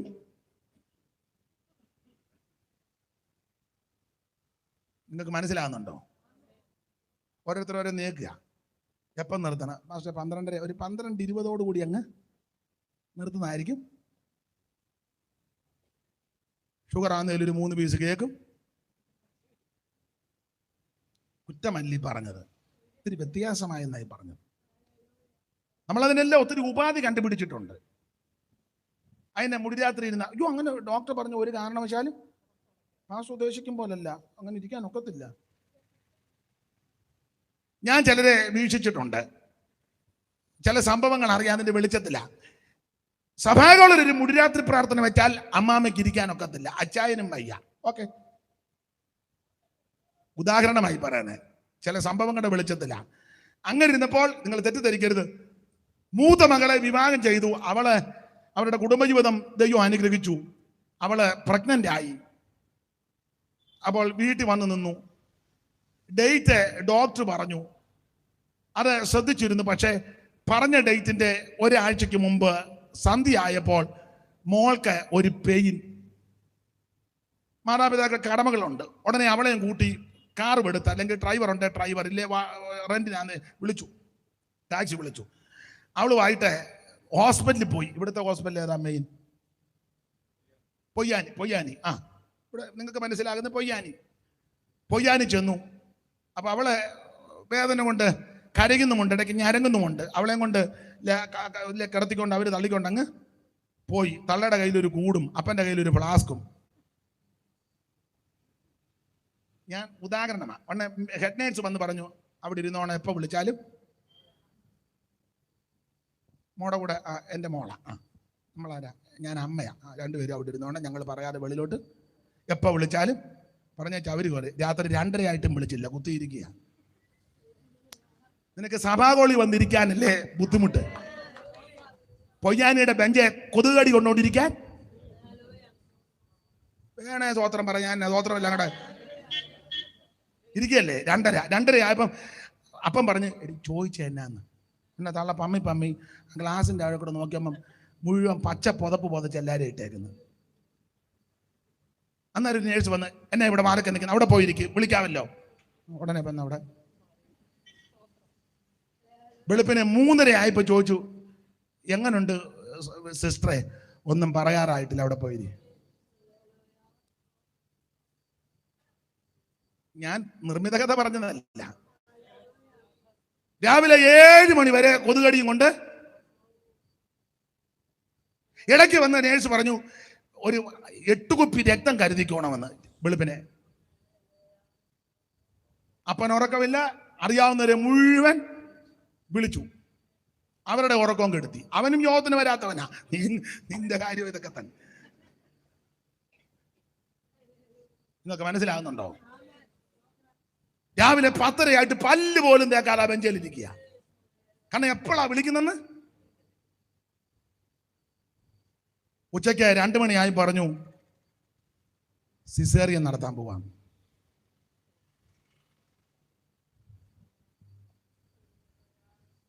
ഫുൾ നൈറ്റും ഫുൾ ഡേയും പറ കുത്തിയിരുന്ന് സ്വോത്രം ചെയ്യുക.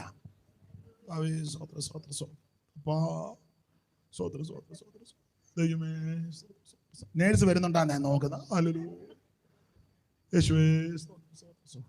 അങ്ങനെ കുത്തിയിരിക്കുന്നത് എന്നെ ചോദിക്കരുത്തും. ആർക്കും അങ്ങനെ വരാതിരിക്കട്ടെ. ഞാൻ ഉദാഹരണം പറഞ്ഞതാ. ദൈവത്തിന് മഹത്വം, ദൈവത്തിന് മഹത്വം. കൈയടിക്കാൻ പറഞ്ഞാൽ ചില അപ്പന്മാര്, സഭയിലുള്ള പഴയ അപ്പന്മാര് കൈയടിക്കത്തില്ലല്ലോ. ഒരു പാട്ട് പാടിയാൽ ഇങ്ങനെ ഇരിക്കും, ഇടയ്ക്കിടയ്ക്ക് പോകും. അവസാനം നിങ്ങൾ ശ്രദ്ധിച്ചിട്ടില്ലേ? അവസാനം ഈ വാദം പലതുണ്ട്. ഇതിൽ വെട്ടുപാറ എപ്പോഴും അടിച്ചിരിക്കുക. എന്നെ അതേ വാദത്തിന്റെ അസുഖമാണ്. മറ്റ് പണ്ട് സഭയിൽ വന്നാൽ പാട്ട് പാടുമ്പോൾ ഒന്ന് അടിച്ചാൽ മതി. ഇപ്പോഴത്തെ കറിയാച്ചൻ എപ്പോഴും അടിച്ചിരിക്കുക. നിന്നെ ദൈവം വിടുവോ? ഞാൻ അടിച്ച് നിന്റെ ഇടപാട് തീർക്കും ദൈവം. യോഗത്തിന് വരുമ്പോൾ സ്തോത്രം പറഞ്ഞാൽ മതിയായിരുന്നു. സ്തോത്രം, ഹല്ലേലൂയ, ഗ്ലോറി, അത് പറയത്തില്ല. അവസാനം ബോധം നഷ്ടപ്പെട്ട് ഇപ്പൊ പുതിയൊരു അസുഖമുണ്ടല്ലോ, ആവശ്യമില്ലാത്ത എല്ലാം വിളിച്ചു പറയും. തെറിയൊക്കെ പറയുന്ന അസുഖത്തിന് ഇവര് പേരിട്ടിട്ടുണ്ട്. അൾഷിമേഴ്സ് അല്ല, അതല്ല, അതിന് തെറിയൊന്നും പറയത്തില്ല. വേറെ ഒരു എന്നതാണോ അനാവശ്യമൊക്കെ പറയുന്ന ഒരു അസുഖമുണ്ട്.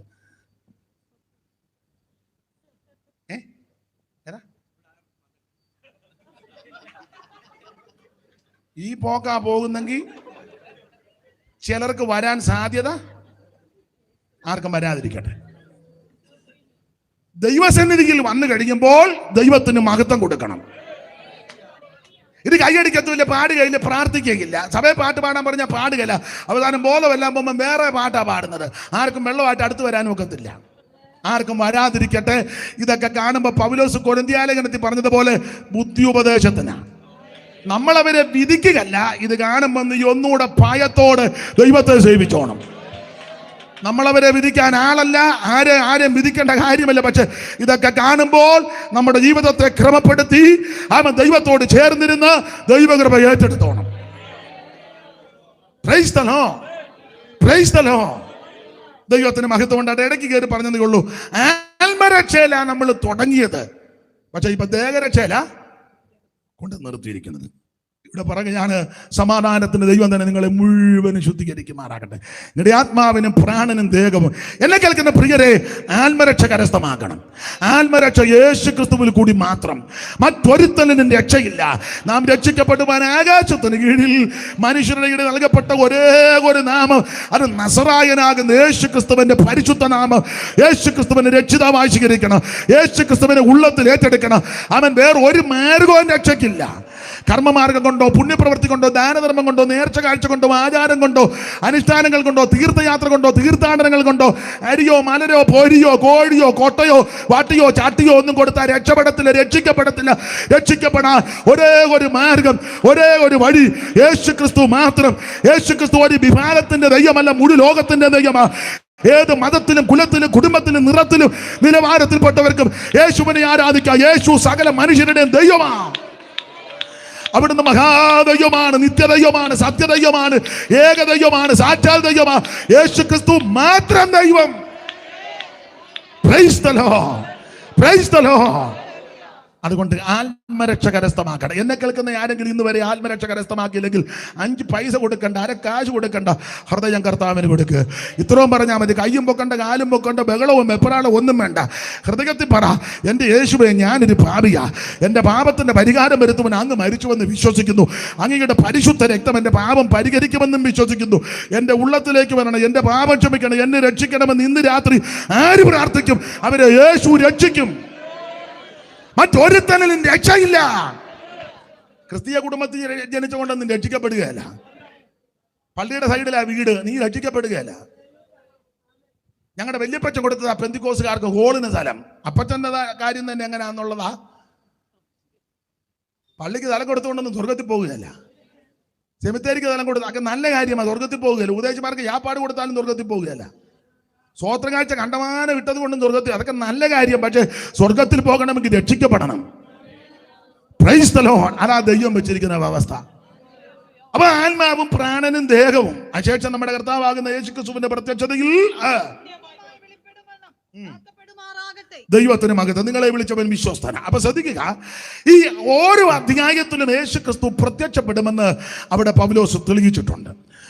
1-ാം അധ്യായത്തിൽ വായിക്കുന്നത്, ഞങ്ങൾക്ക് നിങ്ങളുടെ അടുക്കൽ എങ്ങനെയുള്ള പ്രവേശനം സാധിച്ചു ലഭിച്ചുവെന്നും ജീവനുള്ള സത്യദൈവത്തെ സേവിപ്പാനും അവനെ മരിച്ചവരുടെ ഇടയിൽ നിന്ന് ഉയർപ്പിച്ച തന്റെ പുത്രനും വരുവാനുള്ള കോപത്തിൽ നിന്ന് നമ്മെ വിടുവിക്കുന്നവനുമായ യേശു സ്വർഗത്തിൽ നിന്ന് വരുന്നത് കാത്തിരിപ്പാനും നിങ്ങൾ ഗൃഹങ്ങളെ വിട്ട് ദൈവത്തിങ്കിലേക്ക് എങ്ങനെ തിരിഞ്ഞു. അപ്പൊ ശ്രദ്ധിക്കുക, ഇവര് ഈ മാർഗത്തിൽ വന്ന കാര്യമാണ് 1-ാം അധ്യായത്തിൽ പറഞ്ഞിരിക്കുന്നത്.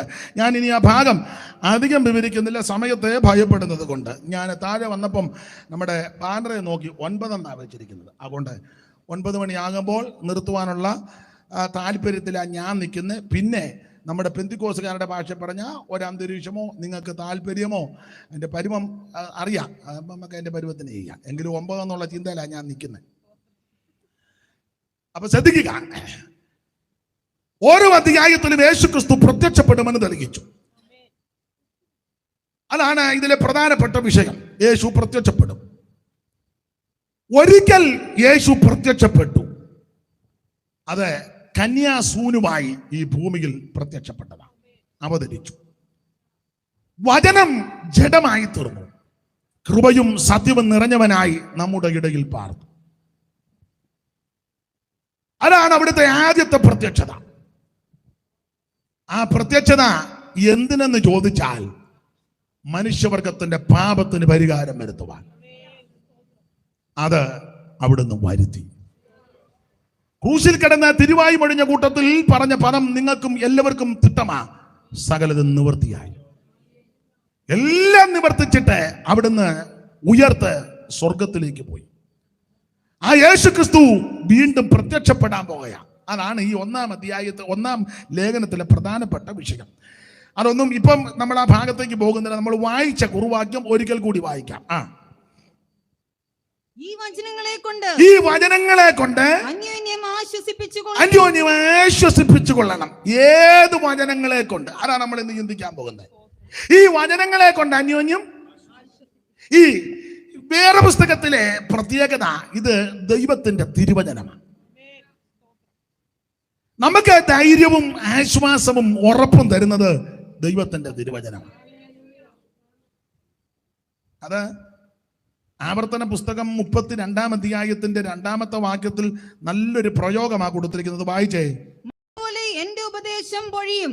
മഴ പോലെ എന്റെ ഉപദേശം പൊഴിയും. അടുത്തത്, എന്റെ വചനം മഞ്ഞ് പോലെയും. എന്റെ വചനം മഞ്ഞ് പോലെയും ഇളം പുല്ലിന്മേൽ പൊടിമഴ പോലെയാ. അപ്പൊ ഇങ്ങനെയുള്ള ഈ തിരുവചനമാണ് നമുക്ക് ആശ്വാസം തരുന്നത്.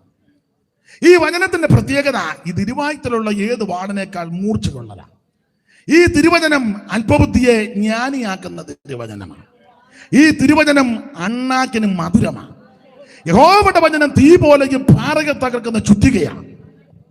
യഹോവയുടെ വചനം കാലിന് ദീപവും പാതയ്ക്ക് പ്രകാശവുമാണ്. അന്തരീന്ദ്രിയങ്ങളെ ശോധന ചെയ്യുന്നതാണ് ദൈവത്തിന്റെ വചനം. അതുകൊണ്ട് ഇന്ന് രാത്രി എന്നെ കേൾക്കുന്നവരോട് ഓർപ്പിക്കട്ടെ, ഈ വചനങ്ങളെ കൊണ്ട് അന്യോന്യം ആശ്വസിപ്പിച്ചോണം. അതുകൊണ്ട് ദൈവമക്കൾ കഴിവിന്റെ പരമാവധി തിരുവചനം ഹൃദയസ്ഥമാക്കണം. സങ്കീർത്തനക്കാരൻ പാടിയിരിക്കുന്നത്, എന്റെ ഹൃദയം ശുഭവചനത്താൽ കവിയുന്നു, എന്റെ കൃതി രാജാവിന് വേണ്ടിയുള്ളത്, എന്റെ നാവ് സമർത്ഥനായ ലേഖകന്റെ എടുത്തുകൊൽ. അപ്പോൾ തിരുവചനം കൊണ്ട് നമ്മുടെ ഹൃദയം നിറയണം. ദൈവ സ്നേഹമാണ്. ആ സ്നേഹത്താൽ, ദൈവവചനത്താൽ നമ്മുടെ ഹൃദയം നിറഞ്ഞിരിക്കണം. സന്ദർഭം വരുമ്പോൾ വചനം ഉരുവിടണം. എനിക്ക് പരഗതിയരുള്ളൂ പതിനൊന്നി രചിച്ചു സുരപുരമതി ജന്നാൽ. എനിക്കു പരഗതി അരുളു പതിനൊന്ന് രചിച്ചു സുരപുരമതി ജന്നാൽ. എനിക്കു പരഗതി അരുളു പതിനൊന്ന് രചിച്ചു സുരപുരമതി ജന്നാൽ. സ്നേഹപൂരിത ജീവനാഥ, സ്നേഹപൂരിത ജീവനാഥ, സ്നേഹമാൽ മോഹിതൻ ഞാനിതാ. സ്നേഹമാൽ മോഹിതൻ ഞാനിതാ. സ്നേഹപൂരിത ജീവനാഥ, സ്നേഹപൂരിത ജീവനാഥ. ദരിദ്രനകം ധന സമൃദ്ധി ലഭിക്കുവാൻ ദരിദ്ര നിലയിലായി മരിച്ചു നീ. ദരിദ്രനകം ധന സമൃദ്ധി ലഭിക്കുവാൻ ദരിദ്ര നിലയിൽ മരിച്ചു നീ. സ്നേഹപൂരിത ജീവനാഥ, സ്നേഹപൂരിത ജീവനാഥ. അപ്പൊ ശ്രദ്ധിക്കുക, നമ്മുടെ ഹൃദയം ദൈവത്തിന്റെ വചനം കൊണ്ട് നിറയണം. പൗലോസ് വളരെ സ്പഷ്ടമായിട്ട് പറയുക, ഈ വചനങ്ങളെ കൊണ്ട് അന്യോന്യം ആശ്വസിപ്പിച്ചുകൊള്ളണം. അപ്പൊ ഇവിടെ എന്തുവാ പൗലോസ് ഇവിടെ ഉദ്ദേശിക്കുന്നത്? ധാരാളം കാര്യങ്ങളുണ്ട്. ഓരോ അധ്യായം ബേസ് ചെയ്ത് പറഞ്ഞാൽ പല കാര്യങ്ങൾ വരും. 1-ാം അധ്യായത്തിലെ പ്രധാനപ്പെട്ട വിഷയം ഇതാ, ഈ വചനങ്ങളെ കൊണ്ട് ആശ്വസിപ്പിക്കണം. ഏത് വചനം? ദൈവമക്കൾ കർക്കശമായി വേർപാട് പാലിക്കണം. ആ 1-ാം അധ്യായത്തിന്റെ 9-10 വാക്യം വായിച്ചേ. ഞങ്ങൾക്കു നിങ്ങളുടെ അടുക്കൽ എങ്ങനെയുള്ള പ്രവേശനം സാധിച്ചു എന്നും ജീവനുള്ള സത്യദൈവത്തെ സേവിപ്പാനും അവൻ മരിച്ചവരുടെ ഇടയിൽ നിന്ന് ഉയർപ്പിച്ച തന്റെ പുത്രനും വരുവാനുള്ള കോപത്തിൽ നിന്ന് നമ്മെ വിടുവിക്കുന്നവനുമായ യേശു സ്വർഗത്തിൽ നിന്ന് വരുന്നത് കാത്തിരിപ്പാനും നിങ്ങൾ വിഗ്രഹങ്ങളെ വിട്ട് ദൈവത്തിങ്കലേക്ക് എങ്ങനെ തിരിഞ്ഞു വന്നു എന്നും അവർ തന്നെ പറയുന്നു. സ്തോത്രം. അപ്പൊ ഈ വാക്യം മൊത്തത്തിൽ ഒന്ന് പഠിച്ചാൽ, തെസ്സലോനിക്കയിലെ വിശ്വാസികൾ വേർപാട് പാലിക്കുന്നവരാ. വിഗ്രഹങ്ങളെ വിട്ട് ഇവർ ദൈവത്തിങ്കലേക്ക് തിരിഞ്ഞു വന്നു എന്ന് പറഞ്ഞാൽ, ഇവരിൽ സിംഹഭാഗം ആൾക്കാരും വിഗ്രഹ സേവക്കാരായിരുന്നു ഒരു കാലത്ത്. സത്യദൈവത്തെ അറിയാതെ, നിത്യജീവൻ എന്തെന്നറിയാതെ സ്വന്തം മനസാക്ഷിക്ക് ചൂട് വെച്ച് വിഗ്രഹ സേവക്കാരായി ജീവിച്ചവരാ. എന്നാൽ യേശുക്രിസ്തുവിന്റെ സുവിശേഷം ഇവരെ തേടിയെത്തി. ആ സത്യസുവിശേഷം ഇവർ മനസ്സിലാക്കി കഴിഞ്ഞപ്പോൾ നേരത്തെ ആചരിച്ച, അനുഷ്ഠിച്ച, പ്രമാണിച്ച അത് മുഴുവൻ ഇവർ വിട്ടു. അതിന് പെന്തിക്കോസ് ഭാഷയിൽ, വേദപുസ്തകത്തിന്റെ ഭാഷ പറഞ്ഞ വേർപാട് പാലിച്ചു. നമ്മൾ ഈ പെന്തിക്കോസ് വന്നിട്ട് പല കാര്യവും ഇതുവരെ വിട്ടിട്ടില്ല. വിടാൻ ചിലർക്ക് താല്പര്യോ, വിട്ടു വിട്ടു വിട്ടു എന്ന് പറഞ്ഞാൽ നമ്മൾ ഈ കുത്തിയിരിക്കുന്നേ. സത്യം പറഞ്ഞ ഏതാണ്ട് 3-4 കൂട്ടം കാര്യം വിട്ടെന്നല്ലാതെ അല്ലേ, പറഞ്ഞാൽ അലോഗ്യം ഉണ്ടാകും. ഇപ്പൊ ഈ സമുദായത്തിലെ പോലെ തന്നെ പെന്തിക്കോസ്റ്റിലും വന്നു പാപച്ച നിത്യതയിൽ ശവസംസ്കാരം കുടുംബക്കല്ലറയും. അപ്പം ബാക്കി സഭയിലുള്ള ആകെ വേറെ ഉണ്ട്, ആകെ അവിടെ അല്ലേ. നിങ്ങൾ ശ്രദ്ധിച്ചേ, സ്തോത്രം, ധാരാളം കാര്യങ്ങൾ വിടേണ്ടതായിട്ടുണ്ട്. എന്നാൽ തെസ്സലോനിക്ക വിശ്വാസികളുടെ വിശേഷത, ഇവർക്ക് ഒത്തിരി വിശേഷതയുണ്ട് കേട്ടോ. പൗലോസിന്റെ രണ്ടാമത്തെ മിഷനറി യാത്രയിലായി സഭ തെസ്സലോനിക്കയിലെ സഭ ആരംഭിക്കുക. ആസിക്കൽ വചനം പ്രസംഗിക്കരുതെന്ന് പരിശുദ്ധാത്മാവ് വിലക്കി. അപ്പോൾ ഇവർ ചുറ്റി സഞ്ചരിച്ച് വന്നു. ആ 17-ാം അധ്യായം വായിച്ചു, അപ്പോസ്തല പ്രവൃത്തി 17-ാം അധ്യായത്തിൽ 17:1 പെട്ടെന്ന് അംഫിപോലിസിലും അപ്പൊലോനിലും കൂടെ കടന്ന് തെസ്സലോനിക്കയിലെത്തി. യഹൂദന്മാരുടെ ഒരു പള്ളി ഉണ്ടായിരുന്നു. അവിടെ യഹൂദന്മാരുടെ ഒരു പള്ളി ഉണ്ടായിരുന്നു. പൗലോസ് പതിവ് പോലെ അവിടെ അടുക്കൽ ചെന്ന് 3 ശബത്തിൽ തിരുവെടുത്തുകളെ അടിസ്ഥാനമാക്കി, ആധാരമാക്കി അവരോട് സംസാരിച്ച കാര്യങ്ങളെല്ലാം പറഞ്ഞു. നാം സംസാരിക്കുമ്പോഴല്ലേ അടിസ്ഥാനം തിരുവചനമായിരിക്കണം. ഊഹാഭോഗം, കെട്ടുകഥ, അമ്മമ്മ കഥ, ഉമ്മാക്കി കഥ അല്ല നമ്മുടെ അടിസ്ഥാനം, തിരുവചനമാണ്. ഇപ്പൊ പെന്തിക്കോസുകാർ ഇപ്പം വിശ്വസിക്കുക തോമാസിലേക്ക് 52 കേരളത്തിൽ പിന്നെ വെറുതെ ഈ പോഷ്ക്കെല്ലാം കൂടെ. പണ്ടൊരു ചിന്തകൻ പറഞ്ഞത്, ഒരു കള്ളത്തരം ഒരു 10,000 പ്രാവശ്യം പറയുമ്പോൾ അതങ്ങ് സത്യമാകുമെന്ന്. ഒരു കള്ളമാ, അത് പല പ്രാവശ്യം പറയുമ്പം ആട്ടെ, ഞാൻ വിവരിക്കുന്നില്ല. പുള്ളി വന്ന് 7:30 പള്ളി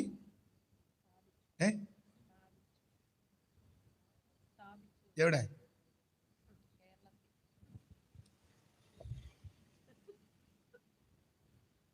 അപ്പോസ്തലന്മാർക്ക് പള്ളി പണിയാൻ എന്തെങ്കിലും മാർഗമുണ്ടോ എന്ന് നമുക്ക് ചിന്തിക്കാം. വായിച്ചേ, കൊരിന്ത്യർക്ക് എഴുതിയ 2-ാം ലേഖനം 4-ാം അധ്യായം, കൊരിന്ത്യർക്ക് എഴുതിയ 1-ാം ലേഖനം അതിന്റെ 4-ാം അധ്യായം എടുത്തേ.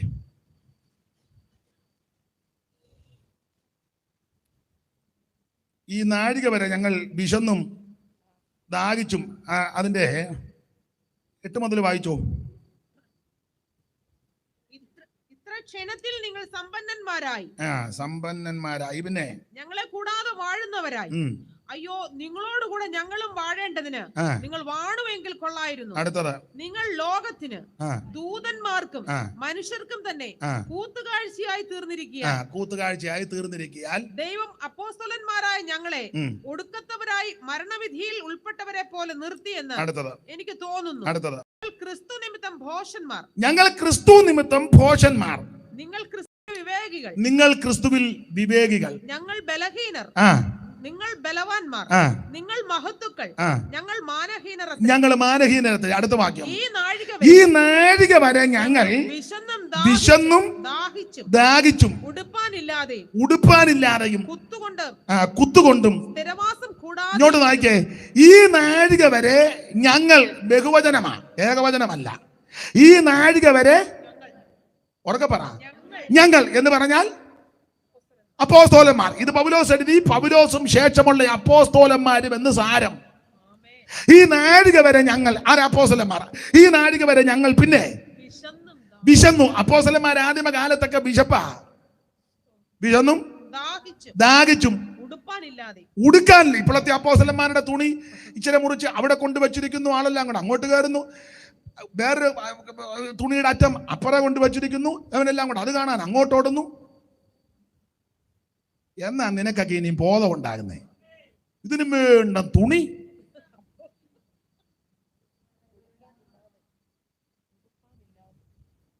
ഉടുപ്പാനില്ലാതെ അങ്ങനെ എന്ന് പറഞ്ഞ വസ്ത്രം ധരിക്കാനോ നടന്ന നല്ലതിന്റെ സാരം, ഇട്ടുമാറാൻ വേറെ വസ്ത്രമില്ലെന്നാ അതിന്റെ ആശയം. അന്നേരം ആ പത്രോസിന്റെ തുണിയുടെ അറ്റം അവിടോട്ട് കൊണ്ടുപോയി, അത് പിന്നെ അവിടെ നിന്ന് ഇങ്ങോട്ട് കൊണ്ടുവന്നു. ഈ അടുത്ത സമയത്ത് ഒരാൾ എന്നെ കാണിച്ചു, തോമാസ്ലിഗയുടെ കൈപ്പത്തി ഇവിടെ കണ്ടിരിക്കുന്നെന്ന്. തോമാസ്ലിഗയുടെ എന്തെല്ലാം വിഡ്ഢിത്തങ്ങളാ. ഈ നാഴിക വരെ ഞങ്ങൾ വിശന്നും ദാഹിച്ച് ഉടുപ്പാനില്ലാതെ ഈ കുത്തുകൊണ്ട് പിന്നെ സ്ഥിരവാസം കൂടാതെ ഇരിക്കുന്നു. സ്വന്തം കൈയാൽ വേല ചെയ്ത് അധ്വാനിക്കുന്നു. ശകാരം കേട്ടിട്ട് ആശീർവദിക്കുന്നു. ഉപദ്രവമേറ്റിട്ട് സഹിക്കുന്നു. ദൂഷണം കേട്ടിട്ട് നല്ല വാക്ക് പറയുന്നു. അപ്പൊ 6-ാം നൂറ്റാണ്ടിൽ അപ്പോസ്തലന്മാർക്ക് കിടപ്പാടമില്ല, ഉടുക്കാനില്ല, കടിക്കാനില്ല, കുടിക്കാനില്ല, സ്ഥിരവാസമില്ല. സ്ഥിരവാസം എന്ന് പറഞ്ഞാൽ സ്വന്തമായിട്ട് 10 വീട് ഒന്നുമില്ല. ഇപ്പോഴത്തെ അപ്പോസ്തലന്മാർക്ക് ഉള്ളതൊന്നും നമ്മൾ കണക്കെടുക്കാതിരിക്കുന്നതാ. പണ്ടൊരാൾ പറഞ്ഞ പോലെ അപ്പോസ്തലൻ എന്ന വാക്കിന്റെ അർത്ഥം അപ്പോൾ സ്ഥലം മേടിച്ച് പുള്ളി പുനലൂരിന്റെ അപ്പോസ്തലൻ മിണ്ടുന്നില്ല. എവിടൊക്കെയാണ് അപ്പോസ്തലന് തന്നെ ഇപ്പൊ വലിയ തിട്ടം ഇല്ല. അപ്പോൾ പുള്ളി സ്ഥലം മേടിച്ച് അങ്ങനെ പുനലൂരിന്റെ അപ്പോൾ സ്ഥലമായി. സ്തോത്രം. 6-ാം നൂറ്റാണ്ടിലെ അപ്പോസ്തലന്മാർക്ക് യാതൊന്നും ഇല്ലായിരുന്നെന്നുള്ളത് അവിടെ എഴുതിയിരിക്കുന്നത്. മാത്രമാണോ അവരുടെ ബുദ്ധിമുട്ട് എന്തെല്ലാകയാ? കൊരിന്ത്യർക്ക് എഴുതിയ 2-ാം ലേഖനം 11-ാം അധ്യായത്തിന്റെ 23 മുതൽ സ്പീഡിൽ വായിച്ചോ, സമയമില്ലാത്തത് കൊണ്ട് ഓടിച്ചു വായി. കൊരിന്ത്യർക്ക് എഴുതിയ 2-ാം ലേഖനം 11-ാം അധ്യായത്തിന്റെ 23 മുതൽ താഴോട്ട് ഓടിച്ച്. ക്രിസ്തുവിന്റെ ശുശ്രൂഷക്കാരോ, ഞാൻ ബുദ്ധിഭ്രമമായി സംസാരിക്കുന്നു. ഞാൻ ഏറ്റവും അധികം അധ്വാനിച്ചു, പിന്നെ അധികം പ്രാവശ്യം തടവിലായി, അനവധി അടികൊണ്ടും പലപ്പോഴും പ്രാണഭയത്തിലായി. ഞാൻ പണ്ട് അപ്പോസ്തലന്മാരെ അടി മേടിക്കുക, ഇപ്പോഴത്തെ അപ്പോസ്തലന്മാര് തിരിച്ചടിക്കുക. നീ അപ്പോസ്തലനെ അടിക്കാൻ മേലെ അപ്പോസ്തലന്റെ ഗുണ്ട വിട്ട് ഒരുമാതിരിപ്പെട്ട അപ്പോസ്തല ഗുണ്ടകളുണ്ട്. ചില പറയല്ലേ പാസ്റ്റോട് കയറി നിങ്ങൾ ഒന്നും കളിക്കരുത് കേട്ടോ, പാസ്റ്റർക്ക് വേറെ എല്ലാ പാസ്റ്റർമാരെയും പോലല്ല പുള്ളിയുടെ കൈവശം ഇഷ്ടം പോലെ ഗുണ്ടയുണ്ട്. തന്നെയല്ല കൊട്ടേഷൻ ടീമുമായിട്ട് പുള്ളിക്ക് നല്ല അഭേദ്യമായ ബന്ധമാണ്. അതുകൊണ്ട് നീ നേരത്തെ ഇരുന്ന പാസ്റ്റർമാരെ കയറി ഞോണ്ടിയ പോലെ പുള്ളിയെ കയറി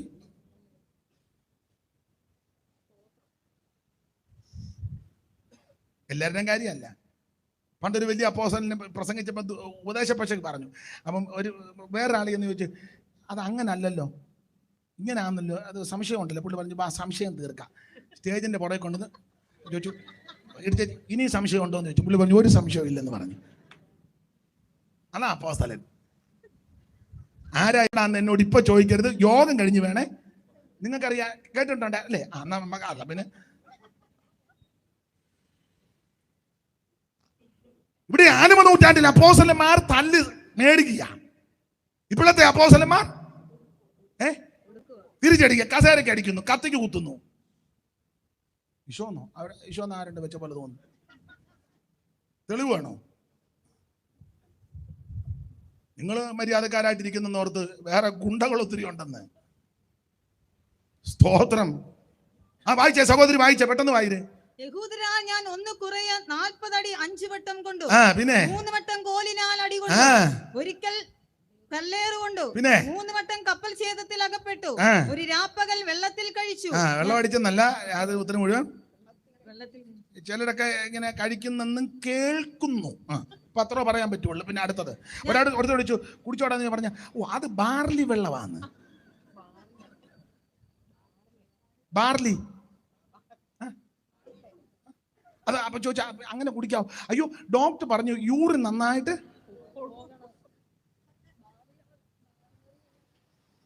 സ്ഥലം പറയുന്നില്ല. പണ്ടൊരു തമ്പി പറഞ്ഞ 2 അടിച്ചു വെച്ചാൽ അന്ന് ആരാന്ന് എനിക്ക് ഒരു ഉഷാറുണ്ടെന്ന്.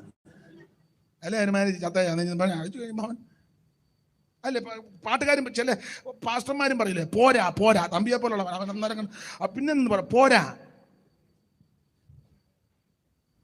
സ്തോത്രം. ഇവിടെ വെള്ളം അടിച്ചെന്നല്ല, ഒരു രാത്രി മുഴുവൻ വെള്ളത്തിൽ അകപ്പെട്ടു പോയി. വായിച്ചേ. ഞാൻ പലപ്പോഴും യാത്ര ചെയ്തു അല്ല, അപ്പോസ്തലൻ AC റൂമിനകത്ത് ഓഫീസിൽ ഇരിക്കല്ല, യാത്ര ചെയ്യുക.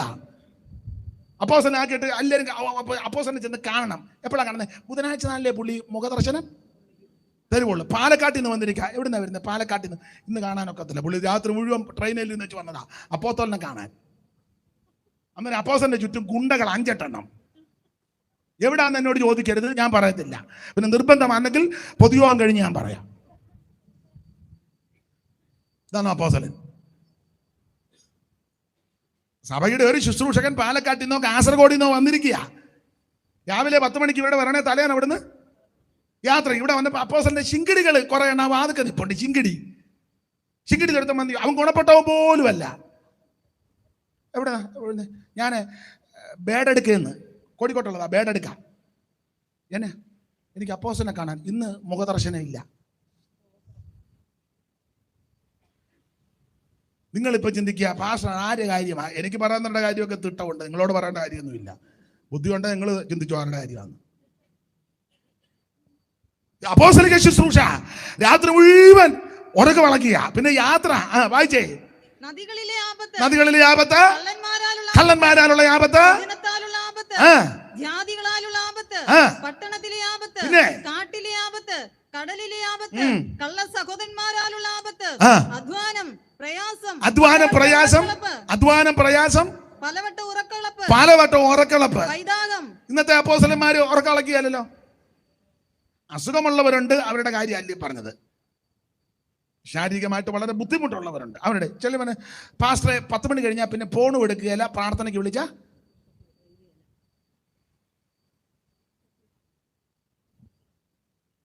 സ്തോത്രം. നോട്ടീസ് വെച്ചേക്കുന്ന പേര് അപ്പോസ്തലൻ. വായിച്ചോ. എന്തിനാ വെറുതെ പിന്നെ പ്രശ്നം ഉണ്ടാക്കുന്നത്? പൈതാഹം, പലവട്ടം പട്ടിണി, ശീതം, നഗ്നത എന്നീ അസാധാരണ സംഗതികൾ ഭവിച്ചത് കൂടാതെ എനിക്ക് ദിവസേന സർവ്വസഭകളെയും കുറിച്ചുള്ള ചിന്താഭാരം എന്ന തിരക്കും ഉണ്ട്. പിന്നെ ആർ ബലഹീനനായിട്ട് ഞാൻ ബലഹീനനാകാം. അപ്പൊ ശ്രദ്ധിക്കുക, ആദിമ നൂറ്റാണ്ടിലെ അപ്പോസ്തലന്മാർക്ക് കിടപ്പാടമില്ല, ഇരിക്കാനും എടുക്കാനും ഒന്നില്ല, ഒരു കൊരണ്ടി പോലും ഇല്ല. ഈ നാടുകൾ ഞങ്ങൾ കുത്തുകൊണ്ട് സ്ഥിരവാസം കൂടാന. അന്നേരം കുറെ ആൾക്കാർ പറയാം അന്ത്യോക്യ സിംഹാസനം ഉണ്ടായിരുന്നു. കൊരണ്ടി പോലും ഇല്ലായിരുന്നു. അന്നേരം പറഞ്ഞു അന്ത്യോക്യല്ല അപ്പറയാന്ന് പറഞ്ഞു. അവര് തമ്മിൽ കിടന്ന് ഉടക്കാം. ഒരു സ്റ്റൂള് പോലും അപ്പോസ്തലന്മാർക്കില്ലായിരുന്നു. അന്നേരം ഇവിടുത്തെ ആൾക്കാർ പറയാം പുള്ളി വന്ന് 7:30 പള്ളി പണിതെന്ന്. ഉടുതുണിക്ക് മറുതുണി പോലും തോമ വന്നില്ലെന്നുള്ളത് പരമാർത്ഥം. അഥവാ വേറെ തോമ വന്നാൽ തന്നെ എന്നെ എല്ലാവർക്കും ഒരു അരുതാഴിയ പോലെ ഞാനിപ്പോ അങ്ങ് പോകും. ദൈവത്തിന് മഹത്വം ഉണ്ടാകട്ടെ. എന്നാൽ ഈ തെസലോനിക്കയിലെ വിശ്വാസികൾ വേർപാട് പാലിച്ചവരാ. ഇവർ നേരത്തെ സേവിച്ച് ആരാധിച്ച് അനുഷ്ഠിച്ച് അവ പിന്തുടർന്ന മാമൂലുകളും പിന്തുടർച്ചകളും പാരമ്പര്യങ്ങൾ വിട്ടു. ഈ വചനങ്ങളെ കൊണ്ട് അന്യോന്യം ആശ്വസിപ്പിക്കണം എന്ന് പറഞ്ഞാൽ ദൈവമക്കൾ കർക്കശമായി വേർപാട് പാലിക്കണം. ലോകക്കാരെ പോലെ ലോകത്തിന്റെ മാലിന്യങ്ങൾ നിന്നെ പിടികൂടരുത്. ഈ ലോകത്തിൽ ജീവിക്കുമ്പോൾ ദൈവപൈതലായി വിശുദ്ധിയോടെ വിശ്വസ്തയോടെ വേർപാട് പാലിക്കണം. നാടോടുമ്പോൾ നടുവേ ഓടുന്ന നല്ല പെന്തിക്കോസ്, അത് നാട്ടു നടപ്പാ. പെന്തിക്കോസുകാർക്ക് പ്രമാണമുണ്ട്, വ്യവസ്ഥയുണ്ടെന്ന്. ഞാൻ എപ്പോഴും പറയും, നിങ്ങൾക്കും അറിവുള്ളതാ. കടൽ വലിയ വിശാലമാണ്, പക്ഷേ കപ്പൽ എല്ലായിടത്തൂടെയും പോകുകയല്ല. കപ്പലിന് പോകാൻ കപ്പൽ ചാലുണ്ട്. ഈ ലോകം വലിയ വിശാലമാ. ധാരാളം സഭകളുമുണ്ട്, ധാരാളം ശുശ്രൂഷകളുമുണ്ട്. പക്ഷെ രക്ഷിക്കപ്പെട്ട് ദൈവത്തിന്റെ പൈതലിന് ഒരു ചാലൊരുക്കിയിട്ടുണ്ട്. അത് തിരുവചനത്തിന്റെ ചാല. ഈ ചാല് കൂടെ തന്നെ വേണം നീ മുമ്പോട്ട് പോകാൻ. ആകാശം വിശാലമാ, ഭയങ്കര വിശാലമാ. പക്ഷെ പ്ലെയിൻ എല്ലായിടത്തൂടെയും വിടുകയല്ല, അതിന് റൂട്ടുണ്ട്. ഇവിടെ സഭകൾ ധാരാളമുണ്ട്, കൂട്ടായ്മകൾ ഒത്തിരിയുണ്ട്, പ്രവർത്തനങ്ങളും ശുശ്രൂഷകളും പ്രസംഗങ്ങളും ഒക്കെ ഉണ്ട്. പക്ഷേ നമ്മുടെ അടിസ്ഥാനം തിരുവചനമാണ്. ഇതിന്റെ വ്യവസ്ഥയിൽ വേർപാട് പാലിക്കണം ദൈവമക്കൾ. അതുകൊണ്ട് ഒന്ന് വേർപാട് പാലിച്ച് ജീവിക്കണം. ഈ വചനങ്ങളെ കൊണ്ട് അന്യോന്യം ആശ്വസിപ്പിക്കണം. എല്ലാ ഭാഗവും എടുക്കുന്നില്ല. ആ വായിച്ച തിരുവചനത്തോടുള്ള ബന്ധത്തിൽ 1-2 കാര്യങ്ങൾ പെട്ടെന്ന് പറയാം. 4-ാം അധ്യായത്തിന്റെ 13 മുതൽ 18 വരെയുള്ള തിരുവെഴുത്താണ് നമ്മൾ എടുത്ത ചില കാര്യങ്ങൾ ചിന്തിക്കുന്നത്. 18-ാമത്തെ വാക്യമാണല്ലോ കുറുവാക്യമായിട്ട് വായിച്ചത്. ഈ ഭാഗത്ത് പൗലോസ് ഒരു 6 കൂട്ടം കാര്യങ്ങൾ ഓർമ്മിക്കുക. ഈ 6 കൂട്ടം കാര്യം അത് വചനം കൊണ്ട് ആശ്വസിപ്പിച്ചോണം. ഇനി അതിന്റെ 13-ാമത്തെ വാക്യം വായിച്ചേ. 6 കൂട്ടം കാര്യത്തിൽ 1-ാമത്തെ കാര്യം, സഹോദരന്മാരെ നിങ്ങൾ പ്രത്യാശയില്ലാത്ത മറ്റുള്ളവരെ പോലെ എന്ന് പറഞ്ഞാൽ ദൈവമക്കൾക്ക് ദുഃഖമുണ്ട്, അത് പ്രത്യാശയില്ലാത്തവരെ പോലെ അല്ല. നമ്മുടെ ഭർത്താവ് അല്ലെങ്കിൽ ഭാര്യ, മക്കൾ, മാതാപിതാക്കൾ, പ്രിയപ്പെട്ടവർ, വേണ്ടപ്പെട്ടവർ കടന്നു പോകുമ്പോൾ നമുക്ക് ദുഃഖമുണ്ട്. ഞാൻ പറഞ്ഞ കരയണമെന്നാ. ഭാര്യ മരിച്ചു, കരയുന്നതുകൊണ്ട് കുഴപ്പമൊന്നുമില്ല. ഭർത്താവ് മരിച്ചു, കരയുന്നത് കൊണ്ട് കുഴപ്പം ഇല്ല. മാതൃക യേശു. യേശുവിന് പ്രിയമായവൻ മരിച്ചപ്പോൾ കർത്താവും കരഞ്ഞല്ലോ. കരയുന്നതിന് പ്രമാണമുണ്ട്. പ്രത്യാശയില്ലാത്തവരെ പോലെ ദുഃഖിക്കരുത്. യേശു കണ്ണുനീർ പൊഴിച്ചല്ലോ. സ്തോത്രം. ചില പാസ്റ്റർമാർ, ഞാൻ എന്നെ കൂടെ പ്രതിയാക്കാം, ചില പാസ്റ്റർമാർ പറയാ കരയരുത്. പണ്ടൊരു യൗവനക്കാരൻ മരിച്ചു, ഭാര്യ കരയുക. അപ്പൊ മെയിൻ പാസ്റ്റർ വന്നിട്ട് പറഞ്ഞു, മോളി കരയരുത്. ഞാൻ പറഞ്ഞ ഇങ്ങേരങ്ങ് കരാ. അവര് കരയണ്ടേ? നല്ല യൗവനത്തിൽ മരിച്ചത്, അവർക്ക് സങ്കടമുണ്ട്, അവര് കരയണം. പിന്നെ മോളിയോട് കാര്യം പറയാം, കരയുന്നതിന് പ്രമാണമുണ്ട്. പ്രത്യാശയില്ലാത്തവരെ പോലെ ദുഃഖിക്കരുത്. നമുക്കൊരു പ്രത്യാശയുണ്ട്. കണ്ണുനീര് പൊഴിയും, ദുഃഖമുണ്ട്. ക്ഷണത്തിലുള്ള വേർപാട് എല്ലാവർക്കും ദുഃഖമുള്ളവാക്കും. പക്ഷേ പറഞ്ഞതിന്റെ ആശയം, ആ ശുശ്രൂഷയ്ക്ക് ആക്ഷേപം വരുന്ന രീതിയിൽ ആലമുറ നിലവിളി ഉണ്ടാക്കരുത്. നമ്മുടെ പ്രത്യാശ എന്നേക്കുമായി നഷ്ടപ്പെടുകയല്ല, നമുക്കിനി കാണാമെന്നുള്ളൊരു പ്രത്യാശയുണ്ട്. ഇവിടെ നമ്മളെ പിരിഞ്ഞു മുന്നബികം ഗമിച്ച ബിജൂതരെ, ഇവിടെ നമ്മളെ പിരിഞ്ഞു മുന്നബികം ഗമിച്ച ബിജൂതരെ, വിവിധ വേളയിൽ മരിച്ചു മൺമറഞ്ഞകന്നു പോയ ബിജോസ്തരെ, വിവിധ വേളയിൽ മരിച്ചു മൺമറഞ്ഞ അരുണ തുല്യമദ്യുതി വിളങ്ങിടും പല പല പ്രിയമുഖങ്ങളെ, അരുണ തുല്യമദ്യുതി വിളങ്ങിടും പല പല പ്രിയമുഖങ്ങളെ, കാണും ഞാനൻ മോക്ഷാപുരേ ആദൻ ചാരേ ജാലേമ്പുരേ അമ്മ കാണും.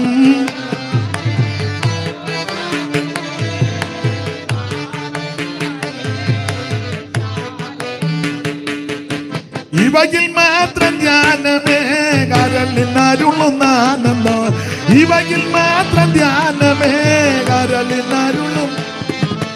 ഇരവും പകലും ഇവയെ പറ്റി ഞാൻ പാടും ഗീതം സാനന്ദവും, ഇരവും പകലും. ഇകത്തെ വിട്ട് ഞാൻ പിരിഞ്ഞ ശേഷം ഇത് താനെ എനിക്കാലംബം, ഇകത്തെ വിട്ട് ഞാൻ പിരിഞ്ഞ ശേഷം ഇത് താനെ എനിക്കാലംബം കാണും.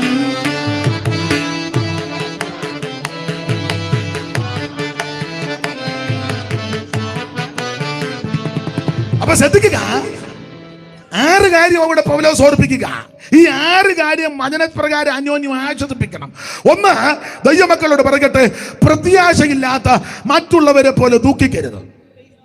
നമുക്ക് ദുഃഖമുണ്ട്, പക്ഷേ അവൻ ശ്രേഷ്ഠമേറിയ പ്രത്യാശയുണ്ട്. നമ്മുടെ പ്രത്യാശയ്ക്ക് കൊടുത്തിട്ട് പ്രയോഗം ഇങ്ങനെ, ജീവനുള്ള പ്രത്യാശ. സ്തോത്രം, സ്തോത്രം, സ്തോത്രം. വേറൊരു ഭാഗത്ത് പൗലോസ് പറയാ, ഭാഗ്യകരമായ പ്രത്യാശ.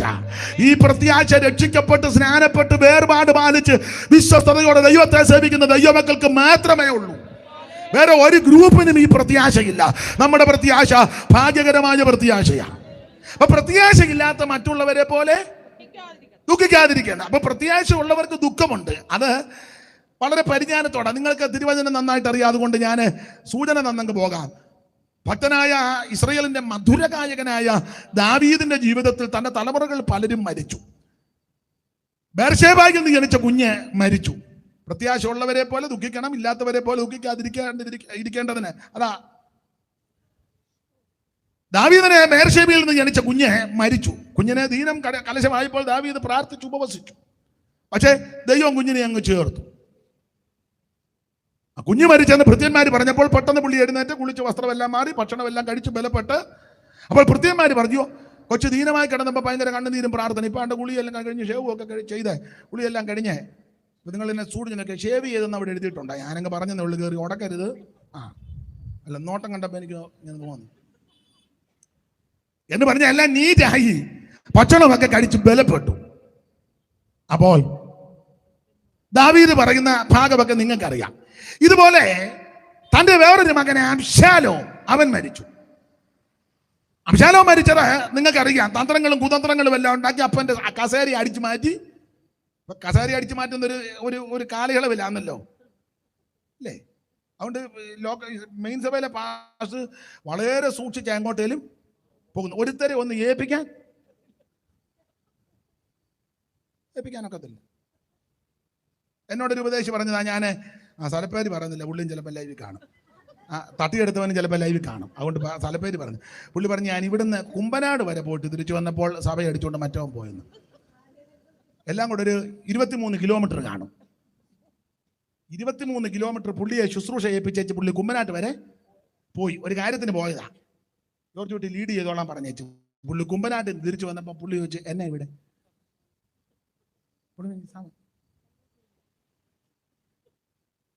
എൻ്റെ സഭയാണ്. 23 കിലോമീറ്റർ പോയതേ ഉള്ളൂ.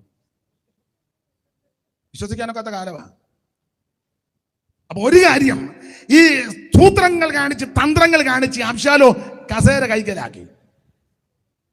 പക്ഷേ ദാവീദിനെ കൊന്നുകളയാൻ പദ്ധതിക്കിട്ട് അവൻ തന്ത്രമെല്ലാം കൂടെ മെനഞ്ഞു വന്ന് അബ്ശാലോമിന്റെ പക്ഷക്കാരുമായിട്ട് യാത്ര ചെയ്ത് ഒടുവിൽ യോവാബിന്റെ പക്ഷക്കാർ ഇവനെ കണ്ട് ഇവനെ ഈ തിങ്ങി നിൽക്കുന്ന കരിവേലകത്തിന്റെ ഇടയിൽ കൂടെ കോവർക്കരുതെ തെളിച്ചിങ്ങനെ ഓടിച്ചപ്പോൾ ഇവന്റെ മുടി കരിവേലകത്തിൽ കുരുങ്ങി. ഇവനെ അടിതൊട്ട് മുടി വരെ ഊനമൊന്നുമില്ലായിരുന്ന ആണ്ടുതോറും മുടി കത്രിക്ക് വന്ന അത് രാജ തൂക്കത്തിന് ശെക്കലിന്റെ കണക്ക് അവിടെ കൊടുത്തിട്ടുണ്ട്. മുടിയോട് ഇവന് വലിയ മമതയും താല്പര്യം. അത് കണ്ടിക്കുക, അത് മുടിയോട് തന്നെ. നിങ്ങൾ ശ്രദ്ധിച്ചിട്ടില്ല, ചിലർ മുടിക്ക് അങ്ങ് ഭയങ്കര പ്രാധാന്യം. ഇത് കഴുകി വൃത്തിയാക്കിയൊക്കെ ഉണ്ട് നടക്കണം കണ്ടമാനം. ചില ഞാൻ എന്നെയും കൂടെ പ്രതിയാക്കാം. ചില എപ്പം നോക്കിയാലും ഇങ്ങനെ വയസ്സ് 78 കഴിഞ്ഞു. ഇപ്പൊ പാട്ടുകാരും ചിലര്, എല്ലാവരും അല്ല, മുടിയൊക്കെ വളർത്തിയ കൊച്ചുങ്ങളുണ്ട്, റബ്ബർ ബാൻഡ് ഇട്ടാ അവന് തടിക്കുമ്പോൾ ഇതിങ്ങനെ ചുണ്ടലയുടെ പുറകെ അനങ്ങും പോലെ അവനാണ് വർഷിപ്പ് ലീഡർ. കണ്ടമാനം മുടിക്ക് പ്രാധാന്യം കൊടുക്കുമ്പോൾ ഓർത്തോണം നീ കുരുങ്ങാറായെന്നു. വെളുത്തതൊക്കെ കറുപ്പിക്കുന്ന ആൾക്കാർ നമ്മുടെ ഇടയിൽ ഇല്ലാതില്ല. ഞാൻ തമാശയായിട്ട് പറഞ്ഞതല്ല. നിനക്ക് മക്കളായി, കൊച്ചുമക്കളെ കെട്ടിക്കാറായി. തള്ള ഇനിയെങ്കിലും മര്യാദയ്ക്ക് ജീവിക്കേ. മനസ്സിലായോ? അബ്ശാലോം തിങ്ങി നിൽക്കുന്ന കരിവേലകത്തിന്റെ ഇടയിൽ കൂടെ കഴുതയ്ക്ക് തെളിച്ചോടിച്ചു. ഇവന്റെ മുടി കരിവേലകത്തിൽ കുരുങ്ങി. കീഴെയുള്ള കോവരക്കഴുത ഓടിപ്പോയി ഇവനിങ്ങനെ തൂങ്ങി കിടക്കുക. അവൻ മുടിയിൽ ഇങ്ങനെ തൂങ്ങി അവൻ കിടന്നാടുക. നമ്മൾ പറയും വർഷിപ്പാണ്, പ്രൈസ് ആൻഡ് വർഷിപ്പ്. ആരാ? അബ്ശാലോം. മുടി കിടന്ന് ഇങ്ങനെ ആടുക. അപ്പോൾ യോവാബിന്റെ പക്ഷക്കാർ വന്ന് കണ്ടേച്ച് വന്നുവെച്ചാൽ അവൻ മുടി തൂങ്ങി കിടന്നാടുക, ഭയങ്കര വർഷിപ്പാണ്. അപ്പോൾ യോവാബ് പറഞ്ഞ് അതിനെ തട്ടാൻ മേലായിരുന്നു. അപ്പോൾ പറഞ്ഞ് തട്ടാനറിയാൻ മേലായിട്ടല്ല, നമ്മൾ ഇറങ്ങിയപ്പോൾ ദാവീദ് പറഞ്ഞായിരുന്നല്ലോ, എന്നെ ഓർത്ത് അബ്ശാലോം കുമാരനോട് കനിവ് തോന്നണം. ഇടയ്ക്ക് കയറി പറയാം, ഇങ്ങനൊരു പിതാവ് നമുക്ക് സ്വർഗത്തിലുണ്ട്. അതുകൊണ്ടാണ് ഞാനും നിങ്ങളും ഇന്ന് രാത്രി ഇവിടെ ആയുസോടിരിക്കുന്നത്. 1 വർഷവും കൂടെ നിൽക്കട്ടെ, വെട്ടരുത്, ഫലം ഉണ്ടാകുമെന്ന് അറിയാം. അപ്പം ഇതുപോലെ കരുണയുള്ള, ആർദ്രതയുള്ള, അനുകമ്പയുള്ള ഒരു നല്ല പിതാവ് നമുക്ക് സ്വർഗത്തിലുണ്ട്. ആ പിതാവിന്റെ ഹൃദയം, ഇത്രയും ശോഭകേട് ഉപദ്രവം ചെയ്തവനോടും പിതാവിന്റെ മനസ്സ് കണ്ടോ, എന്നെ ഓർത്ത്. അതുകൊണ്ടാണ് അപ്പൊ യോവാബ് പറഞ്ഞു, എനിക്ക് അങ്ങനെ വലിയ മമതയൊന്നും വിലവനെ ഞാൻ തട്ടുമെന്ന് പറഞ്ഞു.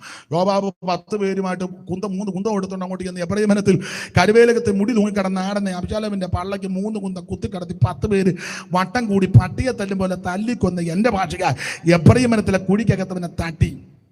ഈ വാർത്ത ദാവീദ് അറിഞ്ഞു. അപ്പോൾ ദാവീദ് വാവിട്ട് നിലവിളിച്ചു, എന്റെ മകനെ അബ്ശാലോമേ, എന്റെ മകനെ അബ്ശാലോമേ, എന്റെ കുമാരാ എന്ന് പറഞ്ഞ് ദാവീദ് കണ്ടമാനം നിലവിളിച്ചു. ബേർശേബയിൽ നിന്ന് ജനിച്ച കുഞ്ഞ് മരിച്ചിട്ട് അങ്ങനെ നിലവിളിച്ചില്ല. എന്നാൽ അബ്ശാലോം ഇങ്ങനെ മരിച്ചപ്പോൾ ദാവീദ് നിലവിളിച്ച കാരണം പറയാ. എന്റെ ശൈലി പറയുക, ആ വചനത്തിന്റെ കൂട്ടുപിടിച്ച ബേർശേബയിൽ നിന്ന് മരിച്ച കുഞ്ഞ് മരിച്ചപ്പോൾ ദാവീദിനറിയാ, ഞാൻ ഇനി അങ്ങോട്ട് ഞാൻ അവനെ കാണാൻ പോവുക. എന്നാൽ അബ്ശാലോം മരിച്ചപ്പോൾ മനസ്സിലായി, അവൻ പോയിടത്തോട്ട് ഞാൻ പോകത്തുമില്ല, ഞാൻ പോകുന്നിടത്ത് അവൻ വരത്തില്ല. അതുകൊണ്ട് ലാസ്റ്റ് കരച്ചില്ല, തീർത്ത്. അതുകൊണ്ട് മരണ വീട്ടിൽ കണ്ടമാനം നെഞ്ചത്തടിച്ച് നിലവിളിച്ച് ബോധക്കേടുണ്ടാക്കി. കൂടെ ഭോഗാലസ്യവും വന്നു, വെള്ളവും കുടഞ്ഞ് ശുശ്രൂഷയ്ക്കും തടസ്സമുണ്ടായി. തങ്കമ്മയാലേക്ക് ഓർത്തോണം, അബ്ശാലോം പോയിക്കൊണ്ടിരിക്കുകയാണ്. എന്നാൽ ദുഃഖമുണ്ട്, കണ്ണുനീരുണ്ടെങ്കിലും ശുശ്രൂഷയ്ക്ക് ആക്ഷേപം വരാതെ പ്രത്യാശയോടെ ദുഃഖമുണ്ടെങ്കിലും അത് പ്രത്യാശയോടെ ആ ശുശ്രൂഷയിൽ സഹകരിച്ച് കണ്ണുനീര് ചിലപ്പം പടപെടാൻ ഒടുകുന്നുണ്ടായിരിക്കും ദുഃഖം കൊണ്ട്. എന്നാൽ ആ പ്രത്യാശയോടെ ഇരിക്കുന്ന ദൈവവൈദ്യരെ ഓർത്തുകൊള്ളുക. പ്രത്യാശയില്ലാത്തവരെ പോലെ നീ ദുഃഖിക്കരുത്. നമ്മെ വിട്ട് കടന്നുപോയ വിശുദ്ധന്മാര് ആയിട്ട് ഒന്നിച്ചൊരു പന്തി ഭോജനത്തിൽ ഇരിക്കുന്ന സുദിനമുണ്ട്. അതാണ് ഭാഗ്യകരമായ പ്രത്യാശ. ഈ വചനങ്ങളെ കൊണ്ട് അന്യോന്യം ആശ്വസിക്കേ. Price the Lord. ഇനി അടുത്ത വാക്യം വായിച്ചാട്ടെ. പ്രത്യാശയില്ലാത്ത മറ്റുള്ളവരെ പോലെ ദുഃഖിക്കാതിരിക്കേണ്ടതിന് ഓടിച്ചോടിച്ച് നിദ്ര കൊള്ളുന്നവരെ കുറിച്ച് അറിവില്ലാതിരിക്കരുത്. 6 കാര്യമായി ഇവിടെ പൗലോസ് പറഞ്ഞിരിക്കുന്നത്. 2, നിദ്ര കൊള്ളുന്നവരെ കുറിച്ച് അറിവില്ലാതിരിക്കരുത്. ദൈവമക്കൾ എന്ന് പറഞ്ഞാൽ കർത്താവിൽ നിദ്ര പ്രാപിക്കുന്ന വിശുദ്ധന്മാരെ പറ്റി നല്ല അറിവുണ്ടായിരിക്കണം. സ്തോത്രം. അവര് കർത്താവിൽ മരിച്ചിരിക്കുക. സ്തോത്രം. ഉയർപ്പിന്റെ പൊൻപുലരികിൽ നമ്മെ വിട്ട് മൺമറഞ്ഞ് അനേകായിരം വിശുദ്ധന്മാർ, കോടി വിശുദ്ധന്മാർ കാഹളത്തിന്റെ ശബ്ദം കേൾക്കുമ്പോൾ തേജസ്സിന്റെ ശരീരം പ്രാപിച്ച് ഉയർത്തു വരും. നിങ്ങളിത് അറിയാതിരിക്കരുത്. ഞാന് സമയത്തെ ചില സമയം കൂടെ എടുത്തോട്ടെ.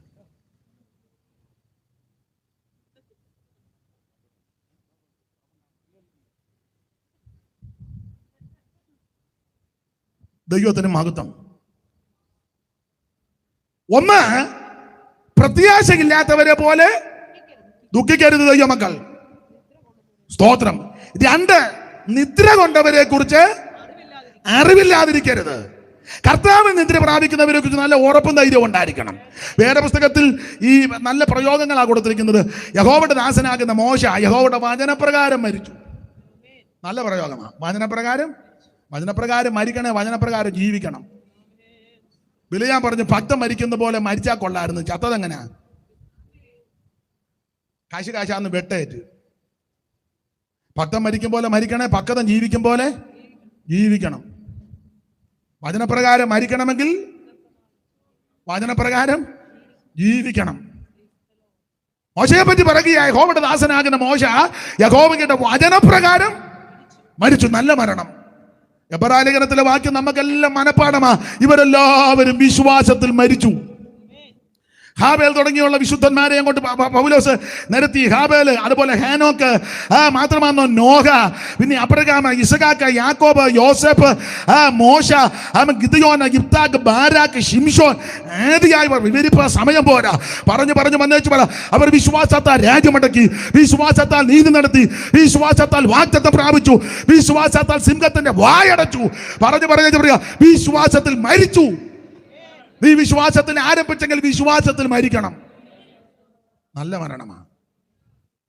സംഭവം പിന്നീടാണെങ്കിലും ബൈബിളിലെ പ്രയോഗം നല്ലതാ. വെളിപ്പാട് പുസ്തകത്തിൽ ഇന്നു മുതൽ കർത്താവിൽ മരിക്കുന്ന മൃതന്മാർ, ഇങ്ങനെ മരിക്കുന്നവരെ പറ്റി, നിദ്ര പ്രാപിക്കുന്നവരെ പറ്റി അറിവില്ലാതിരിക്കരുത്. ദൈവമക്കൾ അറിവുള്ളവരായിരിക്കണം, പ്രത്യാശയുള്ളവരായിരിക്കണം. ഓടിച്ച് മുമ്പോട്ട് പോട്ടെ. എല്ലാ ഭാഗവും എടുക്കുന്നില്ല, നിങ്ങൾക്ക് കാര്യങ്ങളൊക്കെ നന്നായിട്ട് അറിയാമല്ലോ. 1, പ്രത്യാശയില്ലാത്ത മറ്റുള്ളവരെ പോലെ ദൈവമക്കൾ ദുഃഖിക്കരുത്. 2, കർത്താവ് നിദ്ര പ്രാപിച്ചവരെ കുറിച്ച് അറിവില്ലാതെ ഇരിക്കരുത്. നല്ല അറിവുണ്ടായിരിക്കണം. ഇങ്ങനെയുള്ള കാര്യങ്ങളെല്ലാം നന്നായിട്ട് മനസ്സിലാക്കണം. അറിയാൻ മേലെ അറിവുള്ളവരോട് ചോദിക്കണം. അപ്പൊ അവർ വചനത്തിന്റെ വെളിച്ചത്തിൽ കാര്യങ്ങൾ പറഞ്ഞു തരും. അങ്ങനെയൊക്കെ നല്ല ധൈര്യത്തോട് ഉറപ്പോട് വരുന്നാൽ ഇങ്ങനെയുള്ള രംഗങ്ങളും സന്ദർഭങ്ങളും വരുമ്പോൾ ആമേൻ വെപ്രാളം കാണിക്കുകയല്ല. ദൈവത്തിന് മഹത്വം. അലമുറ ഇടുകയല്ല. മോഹാലസ്യം കൂടെ വരുത്തുമില്ല. ദൈവത്തിന് മഹത്വം. ആടെ. അപ്പൊ 6 കാര്യമാണ് പൗലോസ് ഇവിടെ കൊടുത്തിരിക്കുന്നത്. 1, പ്രത്യാശയില്ലാത്തവരെ പോലെ ദുഃഖിക്കരുത്. 2, കർത്താവിൽ നിദ്ര കൊള്ളുന്നവരെ കുറിച്ച് അറിവില്ലാതിരിക്കരുത്. അവിടെ അടുത്തത് ആ കണ്ണികയ്ക്കകത്ത് കൊടുത്തിരിക്കുന്നത് ഒരു മടങ്ങിവരവ് നടക്കാൻ പോവുക. ഒരു മടങ്ങിവരവ്. ഈ വചനങ്ങളെ കൊണ്ട് ആശ്വസിക്കണം. ഏത് മടങ്ങിവരവ്? യേശു ക്രിസ്തു വീണ്ടും മടങ്ങി വരും. നാം സേവിക്കുന്ന, നമ്മെ രക്ഷിച്ച് നമുക്ക് വേണ്ടി ജീവൻ തന്ന് നമ്മെ വീണ്ടെടുത്ത നമ്മുടെ കർത്താവ് വീണ്ടും വരുമെന്ന് മുമ്പേ സൂചിപ്പിച്ചല്ലോ. ഒരിക്കൽ യേശു വന്നു. എന്തിന്? മനുഷ്യവർഗത്തിന്റെ പാപത്തിന് പരിഹാരം വരുത്തുവാൻ.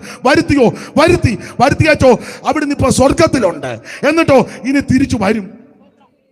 ഇപ്പോൾ അവിടുത്തെ സ്വർഗത്തിൽ എനിക്ക് നിങ്ങൾക്ക് വേണ്ടി പക്ഷപാതം ചെയ്യുന്നു. പക്ഷപാതം പറഞ്ഞാൽ എൻ്റെ നിന്റെ പക്ഷം പിടിച്ച് ക്രിസ്തു നമുക്ക് വേണ്ടി വാദിക്കുന്നു. അതെന്തിനാന്ന് വെച്ചാൽ എനിക്ക് നിങ്ങൾക്കുമെതിരെ ഒരു അപവാദി അവിടെ ഉണ്ട്. അവൻ ദിനം പ്രതി അപവാദം ചെന്ന് പറയുമ്പോൾ എനിക്ക് നിങ്ങൾക്ക് വേണ്ടി പക്ഷം പിടിച്ച് വാദിക്കുവാൻ അവിടുന്ന് ഇപ്പോഴും അവിടെ ഉണ്ട്. ആ പക്ഷപാതം ചെയ്യുന്ന ക്രിസ്തു അധികം താമസിക്കാതെ വീണ്ടും വരും. അതിന് തെളിവുകളാണ് നമ്മൾ കണ്ടുകൊണ്ടിരിക്കുന്നത്. അതൊക്കെ എന്നേക്കാൾ നന്നായിട്ട് പറയാൻ പ്രാഗൽഭ്യവും അറിവും വിവരവും പരിജ്ഞാനമുള്ള ദൈവദാസന്മാർ നമ്മുടെ ഇടയിലുണ്ട്. അതുകൊണ്ട് ഞാൻ അങ്ങോട്ട് കൈവെക്കുന്നില്ല. സ്തോത്രം. എന്തായാലും ഒരു കാര്യം, യേശു വീണ്ടും വരും തിരുസഭയെ ചേർക്കാൻ. അതാണ് നമ്മുടെ പ്രത്യാശ. ഇനി എത്രയും അല്പകാലം കഴിഞ്ഞിട്ട് വരുവാനുള്ളവൻ വരും. അതിന് ഏറ്റവും വലിയ തെളിവ് യേശു പറഞ്ഞേച്ചാ പോയത്. സ്തോത്രം. കർത്താവ് പറഞ്ഞല്ലോ, ഞാൻ നിങ്ങൾക്ക് സ്ഥലം ഒരുക്കാൻ പോകുക. സ്ഥലം ഒരുക്കിയ ഞാൻ അവിടെ ഇരിക്കുവന്നല്ല, തിരിച്ചു വന്ന് ചേർത്ത് കൊള്ളും. അതാണ് നമ്മുടെ പ്രത്യാശ. യേശുവിൻ്റെ വരവിന് ധാരാളം തെളിവുകളുണ്ട്. ഒരു തെളിവ്, ഒത്തിരി ഉള്ളതിൽ ഒരു തെളിവ്, കർത്താവ് തന്നെ ഈ ലോകത്തിൽ ശുശ്രൂഷ ചെയ്തപ്പോൾ, അത് ഭാവികാല സംബന്ധ വിഷയമായിട്ടാണെങ്കിലും കർത്താവ് ഒരു പ്രയോഗം പറഞ്ഞു. നിന്റെ വരവിന് ലോകാവസാനത്തിന് അടയാളം എന്തെന്ന് ശിഷ്യന്മാർ കർത്താവിനോട് ചോദിച്ചപ്പോൾ കർത്താവ് പറഞ്ഞു ഒരു പ്രയോഗം. അത് ആ രണ്ടാം വരവിൻ്റെ രണ്ടാം ഘട്ടത്തോട് ബന്ധപ്പെട്ട ആ ഭാഗത്ത് കൊടുത്തിരിക്കുന്നെങ്കിൽ ഞാനത് ചെറിയ ഒരു വ്യത്യാസത്തോടെ പറയുക. കർത്താവ് പറഞ്ഞൊരു കാര്യമുണ്ട്, നോഹയുടെ കാലം പോലെ. എന്തുവാ നോഹയുടെ കാലം? യേശു വരുന്നതിനൊരു തെളിവാ നോഹയുടെ കാലം പോലെ. എന്തുവാ നോഹയുടെ കാലം? നോഹയുടെ കാലത്തിന്റെ ഒരു പ്രത്യേകത, എല്ലാവരും ബോധിച്ച പോലെ നടക്കുക. 6:1 ഉൽപ്പത്തി വായിര്. പെട്ടെന്ന്. മനുഷ്യൻ ഭൂമിയിൽ പെരുകി തുടങ്ങി. അത് വ്യാഖ്യാനിക്കുന്നില്ല. പുത്രിമാർ ജനിച്ചപ്പോൾ ദൈവത്തിന്റെ പുത്രന്മാർ മനുഷ്യരുടെ പുത്രിമാരെ സൗന്ദര്യമുള്ളവരെന്ന് കണ്ടിട്ട് തങ്ങൾക്ക് ബോധിച്ച ഏവരെയും ഭാര്യമാരായി എടുത്തു. മതി. ഞാൻ ഒരു പദമേ ഇങ്ങോട്ട് എടുക്കുന്നുള്ളൂ. എല്ലാവരും ബോധിച്ച പോലെ നടക്കുക. യേശുക്രിസ്തുവിന്റെ വരവിന്റെ തെളിവാണ് ബോധിച്ച പോലെ നടക്കുക. ഇപ്പം സഭയ്ക്കകത്താണെങ്കിലും ബോധിച്ച പോലെയല്ലേ നടക്കുന്നേ. ശുശ്രൂഷകന്മാർക്ക് ഒരു കാര്യം തീർത്ത് പറയാനൊക്കത്തില്ല. 2-3 വർഷം അവർ ശുശ്രൂഷിക്കുന്നത്. അത് തന്നെ എത്ര കമ്മിറ്റി കൂടി അവർ പാസ്റ്റർ ഒരു സഭയിലോട്ട് ആക്കുന്നത്. 2 വശമുണ്ട്. ഇവർ കമ്മിറ്റി കൂടി ഒരു 50 സ്ഥലത്ത് വിളിച്ചു ചോദിക്കും പുള്ളി എങ്ങനെ ഉണ്ടെന്ന്. അപ്പോൾ അവർ ചിലർ പറയും തരക്കേടില്ല. ഞാൻ എന്നെയും കൂടെ പ്രതിയാക്കിയ പാസ്റ്റർമാർ നേരത്തെ ട്രാൻസ്ഫർ, എല്ലാവരും അല്ല, ചിലർ അവർ ഒറ്റ നോക്കാൻ പോകും. ഇല്ല, സംഖ്യ 13 പോലെ. 2 വശമുണ്ട്. മനസ്സിലാകുന്നുണ്ടോ? പിന്നെ മിടുക്കന്മാർ പാസ്റ്റർമാരുണ്ട്, അങ്ങോട്ടും ഇങ്ങോട്ടും ട്രാൻസ്ഫർ. ഞാൻ അങ്ങോട്ട് വരുമ്പോൾ ആ വണ്ടിയിൽ നിന്റെ സാധനമല്ല ഇങ്ങോട്ട്. അതിന് വേറെ ഇംഗ്ലീഷ് വേടാ പറയുന്നത്. എന്തുവാ? ഞാനത് പറഞ്ഞാൽ തെറ്റിപ്പോകും.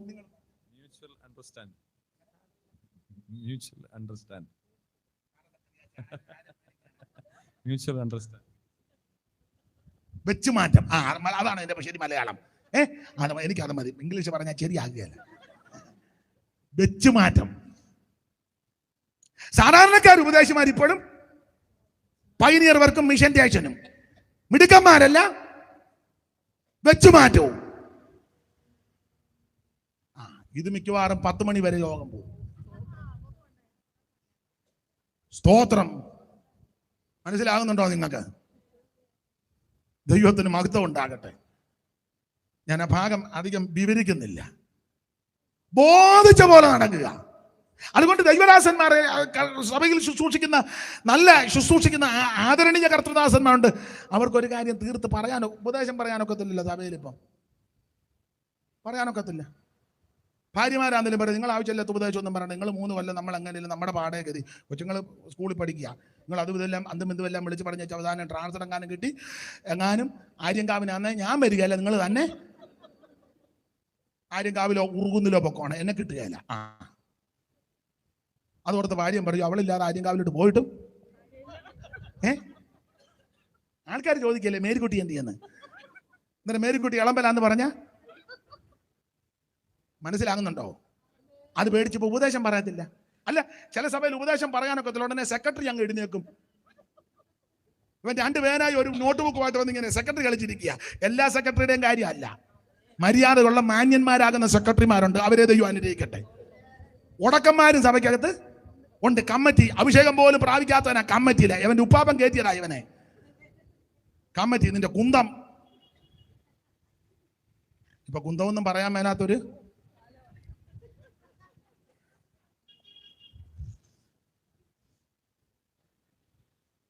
ഞാൻ നമ്മുടെ ഈ വിഷയത്തിലാ. മനസ്സിലാകുന്നുണ്ടോ? കർത്തൃദാസന്മാർക്ക് ഉപദേശം ശരിക്കും പറയാൻ ഒക്കത്തില്ലല്ലോ. പറഞ്ഞാൽ ഉടനെ കമ്മിറ്റി കൂടും. പാസ്റ്ററുടെ പ്രസംഗത്തിന്റെ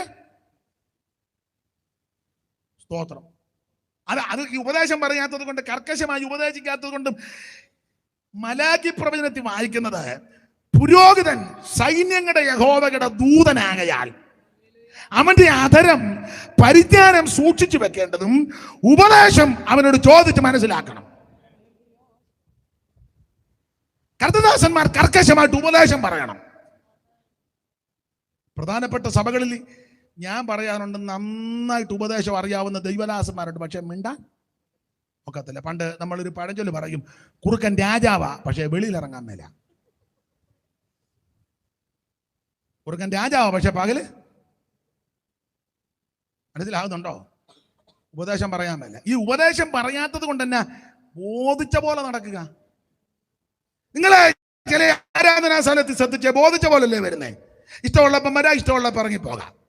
പാസ്റ്റർ പ്രസംഗിക്കുമ്പോൾ അവിടെ നിന്ന് മൊബൈലിൽ സംസാരിക്കുന്നവന്മാരുണ്ട്. പിന്നെ വിളിക്കും ആരാധന അവിടെ മറ്റേ വണ്ടിയുടെ പിന്നെ പറയാമെന്ന്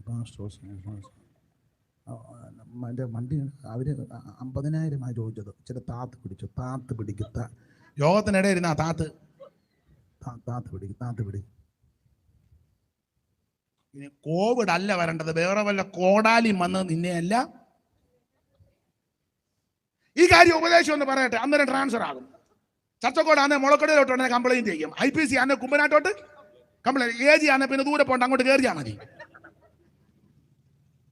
അതുകൊണ്ട് ഉപദേശമാരി ഇപ്പൊ ശരിക്കും ഉപദേശം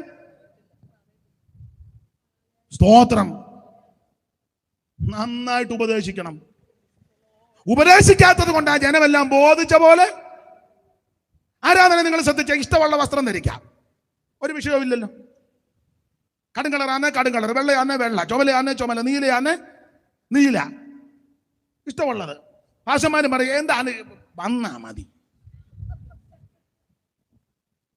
ഇപ്പൊ പെണ്ണുങ്ങളെ കണ്ടില്ലേ, തലയെ തുണി ഇടണമെങ്കിൽ ഇടാം, വേണ്ടെങ്കിൽ അല്ലേ. അമ്മാമയ്ക്ക് തലയെ തുണി ഇടണമെങ്കിൽ ഇടാ, ഇല്ലെങ്കിൽ ആസ് യു ലൈക്ക്. ഒരു ഇംഗ്ലീഷ് കൂടി ഇരിക്കട്ടെ, തെറ്റിയോ പറ, തെറ്റിയോ?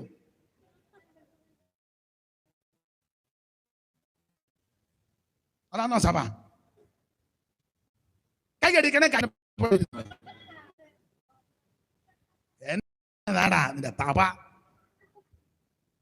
കമ്പത്തിൽ നിന്ന് പോലെ അടിച്ചു കയറ്റി വെച്ചാൽ ഉപദേശം പറയണം. കർക്കശം 2 എണ്ണം ഉള്ളതിൽ മതിയെന്നേ. ഒടിയ വെള്ളം കുടിച്ചെല്ലാം ചത്തപ്പോ ആകെ രക്ഷപ്പെട്ടത് 8 എണ്ണമാ. ആകെ രക്ഷപ്പെട്ടത് 8. ആ പെട്ടകത്തിൽ അല്പജനം 8 വെച്ചാൽ 8 പേർ വെള്ളത്തിൽ കൂട്ടി രക്ഷ പ്രാപിച്ചു. സ്നാനത്ത് ബാക്കി മുഴുവൻ തുടങ്ങി. എന്നെ കേൾക്കുന്ന അഭിഷിക്തന്മാരോടും ദൈവമക്കളോടും പറയട്ടെ, അവൻ കാലം സമീപിച്ചിരിക്കുക, യേശു വരാറായി. ഇനി ഉഴപ്പി സംസാരിക്കരുത്, കാര്യങ്ങൾ തീർത്ത് പറയണം. നിന്റെ പിള്ളേരുടെ അത് ദൈവം നടത്തിക്കോളും, പെമ്പിളയുടെ കാര്യം ദൈവം നടത്തിക്കോളും, നിന്റെ കാര്യം ദൈവം നടത്തിക്കോളും. വിളിച്ചത് ദൈവമാണെങ്കിൽ നിന്നെ പുലർത്താൻ ദൈവം വിശ്വസ്തനാ. ചിലപ്പോൾ സെക്രട്ടറിയും ട്രഷറും കൂടെ കമ്മിറ്റി കൂടി വെച്ച് പറയും, ഈ പ്രാവശ്യം നമുക്ക് സാലറിയും കൊടുക്കണ്ട, ദേശാംശം കൊടുക്കണ്ട, പോടാ നിന്റെ കൂലറി. പാവം പിടിച്ച ദൈവദാസന്മാർക്ക് നിന്റെ കൂലറിയും കൊടുത്തയച്ച അവരെ ഇട്ട് കുഴയ്ക്കുക, ഉപദേശവും പറയാനൊക്കത്തില്ല. അതുകൊണ്ട് തന്നെ ജനമെല്ലാം ബോധിച്ച പോലെ നടക്കുക. ബോധിച്ച പോലെ കല്യാണം, പെന്തിക്കോസുകാരുടെ കല്യാണം ബോധിച്ച പോലെ ഒക്കത്തില്ല. പാസ്റ്റർമാരെ പറഞ്ഞ എടുത്ത് പെരുക്കും, നീ വരണം. പിന്നെ അങ്ങനെയുള്ള കേസുകളിലൊക്കെ എന്നെ വിളിച്ചാൽ മതി. ഞാൻ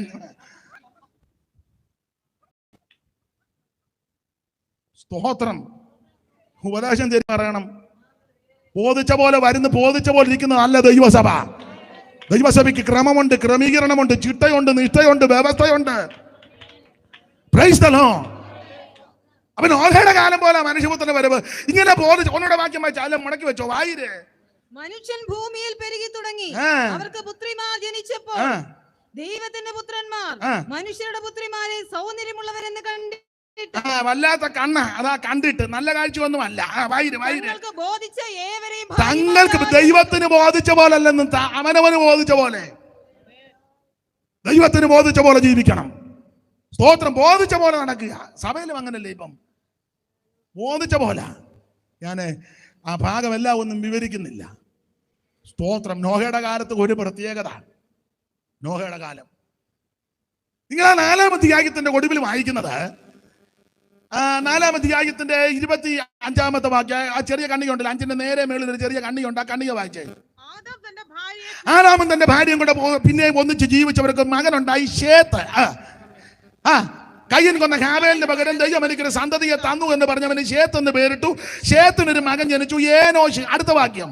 ആ കാലത്ത് തുടങ്ങി ആരാധന തുടങ്ങി. നല്ലതാ, ആരാധന തുടങ്ങട്ടെ. നോഹയുടെ കാലമാ ആരാധന തുടങ്ങി. ആ കാലം മൊത്തം പഠിച്ചാൽ അങ്ങനെ വർഷങ്ങൾ ആൾക്കാർ ജീവിക്കുന്നതുകൊണ്ട് മൊത്തത്തിൽ ആ കണക്ക്. ഏനോശിന്റെ കാലത്ത് നാമത്തിലുള്ള ആരാധന തുടങ്ങി. ഭയങ്കര ആരാധനയാണ്, എല്ലായിടത്തും ആരാധന, വർഷിപ്പ്.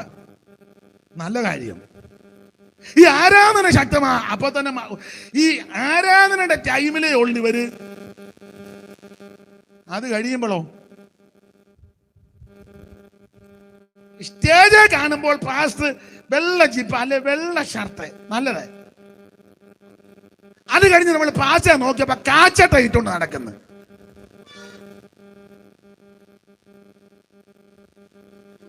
മനസ്സിലാകുന്നില്ല. മനസ്സിലാകാഴിയൊന്നുമല്ല, നിങ്ങളെല്ലാം കൂടെ ഒത്തുകൊണ്ട് എന്നെ പിള്ളേരുടെ ഭാഷ പറഞ്ഞ് ആക്കുക എന്ന് എനിക്കറിയാം. അല്ലാതെ അറിയാൻ പാടില്ല എന്നിട്ടൊന്നുമല്ല. സൺഡേൽ സ്റ്റേജിൽ നിൽക്കുന്ന ഫാസ്റ്റ് അല്ലല്ലോ മണ്ടേൽ ടൗണിൽ നിൽക്കുന്നത്. ബോധിച്ച പോലല്ലേ? ആര് ചോദിക്കാനാ? ആരോട് പറയാനാ? വസ്ത്രം മാത്രമല്ല, സ്തോത്രം. ഞാൻ ഉദാഹരണം അങ്ങ് പറഞ്ഞ ആരാധന തുടങ്ങി. ഭയങ്കര ആരാധന, ഭയങ്കര കൂട്ടായ്മ, യോഗം. നല്ലത്. ബോർഡ് ഒക്കെ എഴുതി praise and worship, power conference, അപ്പുറം ഫയർ മീറ്റിംഗ്, അപ്പോഴേ അഗ്നിമഴ, അതിനപ്പുറം തീമഴ, അപ്പുറം ഒരു ബോർഡ് ഡുനാമീസ്. എല്ലാം നല്ല കാര്യം, എതിർക്കുന്നില്ല. പക്ഷെ ഇത് കഴിയുമ്പോൾ ബോധിച്ച പോലെ നടക്കുക. ബോധിച്ച പോലെ നടക്കുന്നു. നടക്കുന്ന അണ്ട് ഒരുത്തൻ 2 ഭാര്യയായിട്ട് നടക്കുന്നു. 4-ാം അധ്യായത്തിന്റെ 19 വായിച്ചേ, പെട്ടെന്ന് വായിക്കേ. ലാമേക്ക് 2 ഭാര്യമാരെ എടുത്തു. മതി, എന്തിനാ ഒത്തിരി എടുക്കുന്നത്? ലാമേക്ക് 2 ഭാര്യമാരെ. ഉറക്കെ വായിച്ചേ. ലാമേക്ക് 2 ഭാര്യമാരെ എടുത്തു. പണ്ട് ഞാൻ പ്രസംഗിച്ചപ്പോ മുന്നിൽ ഇരുന്നൊരു കൊച്ചൻ എന്നോട് ചോദിക്കുക, അവൻ ആരും കേട്ടില്ല, അവൻ ചോദിക്കും എടുത്തോന്ന്. അവൻ ഫ്രണ്ടിലിരുന്ന് എന്നോടാ ചോദിച്ചേ, ലാമക്ക് 2 ഭാര്യമാര് എടുത്തെന്ന്. ഞാൻ പ്രസംഗിച്ചപ്പം 8 വയസ്സ് കാണാം. അവൻ എന്നോടിക്കാം. പിന്നെ അവൻ ചെറുപ്പമായതുകൊണ്ട് തെറ്റിദ്ധാരണ ഉണ്ടായത്. ഞാൻ പറഞ്ഞു, മോനെ എടുത്തെന്ന് പറഞ്ഞ പെണ്ണുങ്ങളെ 2 കൂടെ എടുത്തെന്നല്ല, ഇവൻ 2 സ്ത്രീകളെ വിവാഹം ചെയ്തെന്ന. ഉടനെ അവൻ പറഞ്ഞു, അവനിത് ക്ലിയർ ആക്കി കൊടുക്കണം. ബോധിച്ച പോലെ നടക്കുക. ലാമക്ക് 2 ഭാര്യമാരെ വിവാഹം ചെയ്തു, ഇടത്തും വലത്തും, ആദേശില്ലേ. എന്നിട്ട് ഇവരോട് ഭയങ്കര വീരകൃത്യം പഠിക്കുക. ആദ്യം സില്ലിയുമായി ഉള്ളൂരി എന്റെ വേദപഠിതാക്കൾ ചെല്ലു പറയുന്നത്, യവൻ അതിലെ എങ്ങാണ്ടി എന്നെല്ലാം തല്ലും അടിയും പിടിയെല്ലാം ഉണ്ടായി ഒരുത്തനെ അങ്ങ് കൊന്നു. സ്തോത്രം. ആ ഭാഗത്തേക്ക് പോകുന്നില്ല. ഇവൻ പെണ്ണുങ്ങളോട് വന്ന് വീരവാഹം അടിക്കുക, വഴിവിട്ട് നടക്കുക. ആദയും സില്ലയും ആയുള്ളവര്. ലാമക്ക് 2 ഭാര്യമാരെ എടുത്ത് ജീവിക്കുന്ന ഒരുത്തൻ. മാത്രമല്ല ബോധിച്ച പോലെ, ഇതൊക്കെ നോഹയുടെ കാലത്ത് നടക്കുന്ന കാര്യമാണ്. സ്തോത്രം, സ്തോത്രം. പിന്നെ ഭൗതികവാദം. ഭൗതികവാദമാണ്. കാരണം 4-ാം അധ്യായത്തിന്റെ 16 മുതൽ താഴോട്ട് പഠിക്കുമ്പോൾ അവിടെ കയ്യിന്റെ മകൻ ഒരു ഹാനോക്കുണ്ട്. കയ്യിന്റെ മകനാകുന്ന ഹാനോക്ക് ആ കയ്യിനൊരു പട്ടണം പണിതു. അവന്റെ മകന്റെ പേര് ഹാനോക്ക്. വായിച്ചേ 4-ാം അധ്യായത്തിന്റെ 16 മുതൽ വായിച്ചേ. അങ്ങനെ കയ്യിനെ യഹോവയുടെ സന്നിധിയിൽ വിട്ട് പുറത്ത് ഏതിന് കിഴക്ക് നോർദേശത്ത് നിന്ന് പാർത്ത് കയ്യിന്റെ ഭാര്യയുമായിട്ട് ജീവിതം ആരംഭിച്ചു. അവളൊരു മകനെ പ്രസവിച്ചു, ഹാനോക്ക് എന്ന് പേരിട്ടു. അടുത്ത വാക്യം. അവനൊരു പട്ടണം, ഭൗതികവാദമാ, പട്ടണം പണിയ, പട്ടണം. അവനൊരു പട്ടണം പണിതു. എങ്ങനെയുണ്ട് പട്ടണം പണി? സഭ പണിയല്ല, പട്ടണം പണിയ അല്ല, ഭൗതികവാദം. യേശു വരാറായി. ഭൗതിക, നിങ്ങൾ നോക്കിയാൽ മുഴുവൻ ബിൽഡിംഗ് പണിയല്ലേ, മുഴുവൻ പണിയല്ലേ. കാശുള്ള ബന്ധുക്കോസുകാർ പഴയ വാടി ഇടിച്ച് നിരത്തി വെച്ച് വീണ്ടും പണിയ. യേശു വരാറായി. 4 ബെഡ്റൂമും അതിന്റെ ചുറ്റുപാടും എല്ലാം ഉള്ള നല്ല വീടാ, വാർത്തതാ. ഇപ്പൊ പിള്ളേർ കാശ് അമേരിക്കയിൽ നിന്നും ഗൾഫിൽ നിന്നും വിട്ടപ്പോ പിള്ളേർക്ക് ഒരു സ്റ്റാൻഡേർഡ് കുറവ്. ഒന്ന് ഇവിടെ നിന്ന് പറഞ്ഞ് അടിച്ച് നിരത്തി വെച്ച് നമുക്ക് പുതിയ വീട് പണിയണം. നിലവിലുള്ള വീടിന് ഒരു കുഴപ്പം, അത് പൊട്ടിക്കീറുകയോ ചോർന്നൊലിക്കുകയോ ഒക്കെ ആണെങ്കിലോ ഒക്കെ ന്യായമാണ്. അല്ലെ ഒന്ന് ഇരുത്തി, അല്ലെ എന്തെങ്കിലും അപാകത വന്ന് അതിന് ന്യായമാണ്, ഒരു കുഴപ്പവും ഇല്ല. കാശ് കടന്ന് ഇങ്ങനെ കുത്തിയിട്ട് മനസ്സിലാകുന്നുണ്ടോ? ഭൗതികവാദം. രണ്ട് സ്ത്രീകളുമായിട്ട് ഒരുത്തൻ ജീവിക്കുന്നു, വഴി പിഴച്ച് ജീവിക്കുന്നു, ബോധിച്ച പോലെ നടക്കുന്നു. ഈ രണ്ട് സ്ത്രീകൾക്ക് 4 പിള്ളേരുണ്ടായി. യൂബാല് തൂബൽ കയ്യിൽ പെങ്ങൾ നയം. വായിച്ചെടുത്ത വാക്യം അല്ലല്ല, 4-ാം അധ്യായത്തിന്റെ 19 താഴോട്ടുള്ള വാക്യം. ലാമക്ക് 2 ഭാര്യമാരെടുത്തു, ഒരുത്തിക്ക് ആദയെന്നും മറ്റവർക്ക് സില്ല എന്നും പേര്. അടുത്ത വാക്യം, അതാ യാബാലിനെ പ്രസവിച്ചു. യാബാൽ അവൻ കൂടാരവാസികൾക്കും എന്ന് പറയും. ഒറ്റ വാക്ക് പറഞ്ഞ ഇവൻ ടെന്റ് മേക്കറാ. ഇവൻ ടെന്റ് അടിച്ചാ യോഗം നടത്തുന്നത്. ടെന്റ് അടിച്ച് കോട്ടയത്ത് ഒരു ടെന്റ്, കൊട്ടാരക്കര ഒരു ടെന്റിന്, പുനലൂർ ഒരു ടെന്റ്, ചെല്ലുന്നിടത്തല്ല ടെന്റ് അടിക്കുക. ആൾക്കാർ ഇഷ്ടം പോലെ വന്ന് കയറുക. ഇവൻ ടെന്റ് മേക്കറാ. നമുക്കാണ് 60 അടി നീളോ 30 അടി വീതിക്ക് ഒരു പഴയ കോള്, ചാത്തം വിടാത്തൊരു തള്ളയും തോത്രം പറയാത്തൊരു അപ്പനും, ഒരു വശം പൊട്ടി ഒരു തമ്പ് കയറും. നമ്മളിരുന്ന് പാടുക, തീ കത്തിക്കുക, ഈ തള്ള കത്തുകയില്ല, ഇങ്ങനൊട്ട് ഗുണമാകുകയില്ല. അന്നേരം അപ്പുറം അവൻ ടെന്റ് അടിച്ച് ആള് കണ്ടമാന ഇളകി. Tent maker. അല്ല, അവൻ കൂടാരവാസികൾക്കും പശുപാലകന്മാർക്കും. ഇവന്റെ ബ്രദർ യൂബാൽ, വൈര് എല്ലാം നല്ല ചേർച്ചയുള്ള പേരാ. യൂബാൽ നല്ല പ്രാസം ഒപ്പിച്ച അതിൽ പേരിട്ടത്. ഇപ്പോൾ നിങ്ങൾ കണ്ടില്ലേ, പേരിടുമ്പോ ഓർത്തോണം യേശു വരാറായി. മനസ്സിലാകുന്നുണ്ടോ? ചെല്ലിങ്ങനെ നെറ്റിൽ തപ്പി ഊപ്പാട് വരിക. പ്രഗ്നന്റ് ആയ അന്ന് മുതൽ ഇവൻ പേര് തപ്പുക. ഭാര്യ മാപ്പിളം പെമ്പളം കൊണ്ട് തപ്പി 1 മാസം ആയുള്ളൂ തപ്പുക.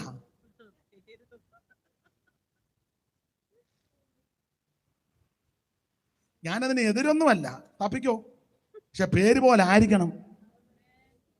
പ്രാർത്ഥിക്കണം, നന്നായിട്ട് പ്രാർത്ഥിക്കണം. യൂബാലിന്റെ പ്രത്യേകത, യൂബാൽ അവൻ കിന്നരവും വേണവും ഇൻസ്ട്രുമെന്റ്സ് നന്നായിട്ട് കൈകാര്യം ചെയ്യും. യേശുവിന്റെ വരവിന്റെ ലക്ഷണമാണ്. ഞാൻ സംഗീത ശുശ്രൂഷയ്ക്കെതിരല്ല, ഞാനതിൽ ബഹുമാനിക്കുന്ന ആളാ. എല്ലാ വാദ്യ ഉപകരണങ്ങളും വേണമെന്ന് ശടിക്കുന്ന ആളാ ഞാൻ. എല്ലാ ഉപകരണങ്ങളും വേണം. പക്ഷേ ചില ഇടങ്ങളിൽ നമ്മൾ ശുശ്രൂഷയ്ക്ക് ആരാധനയ്ക്ക് ചെന്ന് പാട്ട് പാടുമ്പോൾ ശ്രദ്ധിച്ച്, ഏത് പാട്ടാന്ന് പോലും നമുക്കറിയത്തില്ല. ഇതെല്ലാം കൂടെ വെച്ചങ്ങോട്ട് അടിച്ച് പെരുക്കി നമ്മളിങ്ങനെ കാത് കൂർപ്പിച്ചിരിക്കണം. ഏത് പാട്ടാ, ഏത് വരിയാ അവര്. അപ്പൊ അതിനിപ്പം പോംവഴി കണ്ടുപിടിച്ചു. പാട്ട് തിട്ടമില്ലാത്തതുകൊണ്ട് ഇപ്പൊ കാണിച്ചു കൊടുക്കുന്നുണ്ട്. എന്നാൽ സംഗീത ശുശ്രൂഷയുടെ വ്യവസ്ഥ പറയാം. സകല വാദ്യ ഉപകരണങ്ങളും പാട്ടിന്റെ കീഴിൽ നിൽക്കണം. പാട്ടിന്റെ കീഴിൽ നിൽക്കണം എന്ന് പറഞ്ഞാൽ പാട്ടിന്റെ വരികളും പദങ്ങളും പ്രധാന പദങ്ങളും, ചില പാട്ടിലൊക്കെ സാഹിത്യമുണ്ടല്ലോ, അത് നന്നായിട്ട് മനസ്സിലാകണം, കേട്ട് ഗ്രഹിക്കണം. ഇത് വാദ്യോപകരണങ്ങളെല്ലാം കൂടെ ഓളിയം അങ്ങോട്ട് കൂട്ടി അടിച്ച് പെരുക്കി ഏത് പാട്ടാന്ന് പോലും നമുക്ക് അറിയത്തില്ല. പിന്നെ നമുക്ക് പെന്തിക്കോസുകാർക്ക് ഒന്നേ തെറ്റുമില്ല, മറന്നു പോകില്ല, അറിയത്തിലുടനെ ആത്മാവിൽ നിറഞ്ഞു. ഉടനെ മെയിൻ ആള് വന്നത് സാന്നിധ്യമാണ്. അതാണ് അതിന്റെ ക്രമം. വേദപുസ്തകത്തിന്റെ ക്രമം പറയാ. സംഗീതക്കാർ മുമ്പിൽ നടന്നു, വീണക്കാർ പിമ്പി നടന്നു, തപ്പ് കൊട്ടുന്ന കന്യകമാർ ഇന്ന് നേരെ തിരിച്ച. സംഗീതക്കാർ പുറകെ നടക്കുക, വീണക്കാര് ഫ്രണ്ട് നിൽക്കുക, തപ്പ് കൊട്ടുന്ന പെണ്ണുങ്ങൾ കുറച്ചുകൂടെ മുന്നോട്ട്. ഏത് പാട്ടാ ആരാ പാടുന്നെന്ന് പോലും അറിയാൻ മേല. എനിക്ക് പാടാൻ കൃപയൊന്നുമില്ല, എൻ്റെ സ്വരം നല്ലതല്ലെന്ന് എനിക്ക് നന്നായിട്ടറിയാം, നിങ്ങൾക്ക് ചൊവ്വിനറിയാം. ഇന്നാളൊരു തള്ള എന്നോട് ശിവപ്പാസോട് ചോദിച്ചു, നിങ്ങൾ രണ്ടുകൂടെ കടന്ന് കാറുന്ന എന്തിനാന്ന്? പാടുന്ന നല്ലവര് പറഞ്ഞേ, എന്തിനാ ഈ രണ്ടുപേരുടെ കടന്ന്? അത് ഞങ്ങൾക്കും അറിയാം. പക്ഷേ കാറുക ഞാനും അംഗീകരിക്കുന്നു. പക്ഷെ അതിൻ്റെ വരി, പദം, പ്രയോഗം അകത്ത് ചിന്തിച്ച് ധ്യാനിച്ച് വേണം പാടാൻ. സ്തോത്രം. ഇപ്പൊ അത് ഏത് പാട്ടാന്ന് പോലും നമുക്ക് അറിയത്തില്ല, കേൾപ്പിക്കുന്നില്ലല്ലോ. അടിച്ച് പേരിക്ക് അങ്ങോട്ട് ഓളിവെല്ലാം അങ്ങോട്ട് വെച്ച് മൂപ്പിച്ച് അടിച്ച് പിള്ളേരുടെ പാച്ചപ്പോൾ എന്തുവാ എന്നോ അയ്യോ കിടന്നങ്ങ് അലമ്പ. അതുകൊണ്ട് ചിലര് അതെല്ലാം തീർന്നു കഴിയുമ്പോൾ നമുക്ക് അങ്ങോട്ട് പോകാം. വ്യവസ്ഥയുണ്ടെന്ന്. ഇതെല്ലാം യേശുക്രിസ്തുവിന്റെ വരവിന്റെ മുന്നോടി ലക്ഷണമാണ്. ഞാൻ എൻ്റെ വാക്ക് നിർത്താൻ പോവുക, അധികം പറയുന്നില്ല. ആവശ്യമുള്ളതൊക്കെ ആയെന്ന് എനിക്കും ബോധ്യമുണ്ട്. സ്തോത്രം. 1, പ്രത്യാശയില്ലാത്തവരെ പോലെ ദുഃഖിക്കരുത്. 2, കർത്താവിൽ നിദ്ര പ്രാപിച്ചവർക്ക് അറിവില്ലാതെ ഇരിക്കരുത്. 3, ഒരു മടങ്ങിവരവ് നടക്കാൻ പോവുക. അത് മറ്റാരുമല്ല, യേശു വീണ്ടും വരും. ഈ വചനങ്ങളെ കൊണ്ട് ആശ്വസിക്കുക. 4, ഒരു ഉയർപ്പ് നടക്കാൻ പോവുക. മുമ്പേ ഓർപ്പിച്ചല്ലോ, ആമേൻ. ഉയർപ്പ് നടക്കാൻ പോകുക. അതിന്റെ ലക്ഷണങ്ങൾ കണ്ട് യേശു വീണ്ടും വരും. കാഹളം അങ്ങോട്ട് ധ്വനിക്കും. ക്രിസ്തുവിൽ മരിച്ച വിശുദ്ധന്മാർ ആദ്യം അങ്ങോട്ട് ഉയർക്കും. അവർക്ക് ആ മുൻഗണന. ഒരു ഉയർപ്പ് നടക്കും. എല്ലാവരും ഉയർക്കത്തില്ല കാഹളം ധ്വനിക്കുമ്പോൾ. കർത്താവിൽ നിദ്ര പ്രാപിച്ച വിശുദ്ധന്മാർ കാഹളം ധ്വനിക്കൽ ഉയർത്ത് വരും. അവർ തേജസ്സിന്റെ ശരീരം പ്രാപിക്കും. ഞാൻ വേഗത്തിൽ അങ്ങ് നിർത്താൻ വിവരിക്കുന്നില്ല. ആമേൻ. 5, ഒരു രൂപാന്തരം നടക്കും. അത് ജീവനോടെ രക്ഷിക്കപ്പെട്ട് വെള്ളത്തിൽ മുങ്ങി സ്നാനപ്പെട്ട് പരിശുദ്ധാത്മ നിറവിനെ പ്രാപിച്ച് തിരുമേശയെടുത്ത് കൂട്ടായ്മ ആചരിച്ച് വേർപാടോടും വിശുദ്ധിയോടും വിശ്വസ്തയോടും ദൈവത്തോടും മനുഷ്യരോടും കുറ്റമറ്റ മനസ്സാക്ഷിയോടെ ജീവിക്കുന്ന വിശുദ്ധന്മാർ അവൻ മരിക്കുന്നതിന് മുമ്പ് യേശു വരികയാണെങ്കിൽ ആ നിൽക്കുന്ന നിപ്പിൽ അവർ രൂപാന്തരപ്പെടും. കണ്ണ് വെക്കുന്നതിനിടയില കണ്ണ് വെക്കുന്ന ഒരു വേറെ പഠിതാവ് പറഞ്ഞിരിക്കുന്നത് നിങ്ങൾക്കറിയാം. ഒരു സെക്കൻഡിൽ നൊടി നേരം, ഒരു സെക്കൻഡിനെ 8 പകുത്താൽ അതിന്റെ ഒരു ഭാഗത്തിന് എന്തോ സമയ ദൈർഘ്യം വരും. അതിലും ലോപിച്ച രൂപാന്തരം നടക്കുന്നു. സ്തോത്രം, സ്തോത്രം. സാറ് പാടിയ ഒരു പാട്ടുണ്ട്, മരിച്ചവർ ഉയർത്തു വരും, ജീവനോടിരിക്കുന്നവർക്ക് രൂപാന്തരം. സ്തോത്രം. അത് സാറ് കൊടുത്തിരിക്കുന്നതിന്റെ പ്രയോഗം ഇങ്ങനെ: പുതിഗന്ധം നിറയുമീ, പുതിഗന്ധം നിറയുമീ ദേഹം തകർത്തിടുമേ. മംഗളം മംഗളമായി നീ വാഴും നമ്മളെല്ലാരും മംഗളം. അപ്പൊ ഭൂതിഗന്ധം നിറയുന്ന ഈ ദേഹം അങ്ങ് തകരും. ഭൂതിഗന്ധം എന്ന് പറഞ്ഞാൽ ദുർഗന്ധം. ഈ ശരീരം ദുർഗന്ധം ഉണ്ടാക്കുന്നതാ, ഇല്ലേ? ഇത് ദുർഗന്ധം വരുത്തുന്നതാ. അതുകൊണ്ട് ഞാൻ ദൈവമക്കളോടൊരു കാര്യം പറയാ, ഒത്തിരി വേച്ചുകെട്ട് വന്ന് ഈ ദേഹത്ത് കൊടുക്കണ്ട. ശുചിത്വമുണ്ടായിരിക്കണം. യോഗ്യമായിട്ടും വൃത്തിയായിട്ടും ഈ ശരീരം കാക്കണം. ഇതിനെ നശിപ്പിക്കരുത്. നശിപ്പിക്കുന്ന യാതൊരു പ്രവർത്തിയിലും ഏർപ്പെടരുത്. ഇത് പവിത്രമായിട്ട് കാക്കണം. പക്ഷേ ആവശ്യമില്ലാത്ത വേച്ചുകെട്ട് ഒന്നും കൊടുക്കരുത്. ഇത് ഭൂതിഗന്ധം വരുത്തുന്ന ശരീരമാണ്. ഭൂതിഗന്ധം പറയുന്ന ദുർഗന്ധം. മരിച്ചേ 2 ദിവസം അടക്കാതെ മോർച്ചറി വെക്കാതെ ചുമ്മാ ഒന്ന് വെച്ചേ, നടപടിയുള്ള കേസല്ല. അപ്പൊ ഇത് ദുർഗന്ധം ഉണ്ടാക്കുന്ന ശരീരമാണ്. ഈ ഭൂതിഗന്ധം ഉണ്ടാക്കുന്ന ശരീരം അങ്ങ് തകരും. എന്നിട്ടോ സാറ് കൊടുത്ത അടുത്ത ലൈനുണ്ട്: പുത്തനാകും ശരീരത്തെ, പുത്തനാകും ശരീരത്തെ ദത്തം ചെയ്യും നായകൻ, ദത്തം ചെയ്യും നായകൻ. മംഗളം മംഗളമായി നീ വാഴും നമ്മളെല്ലാരും മംഗളം മംഗളമായി നീ വാഴും നമ്മളെല്ലാരും മംഗളം.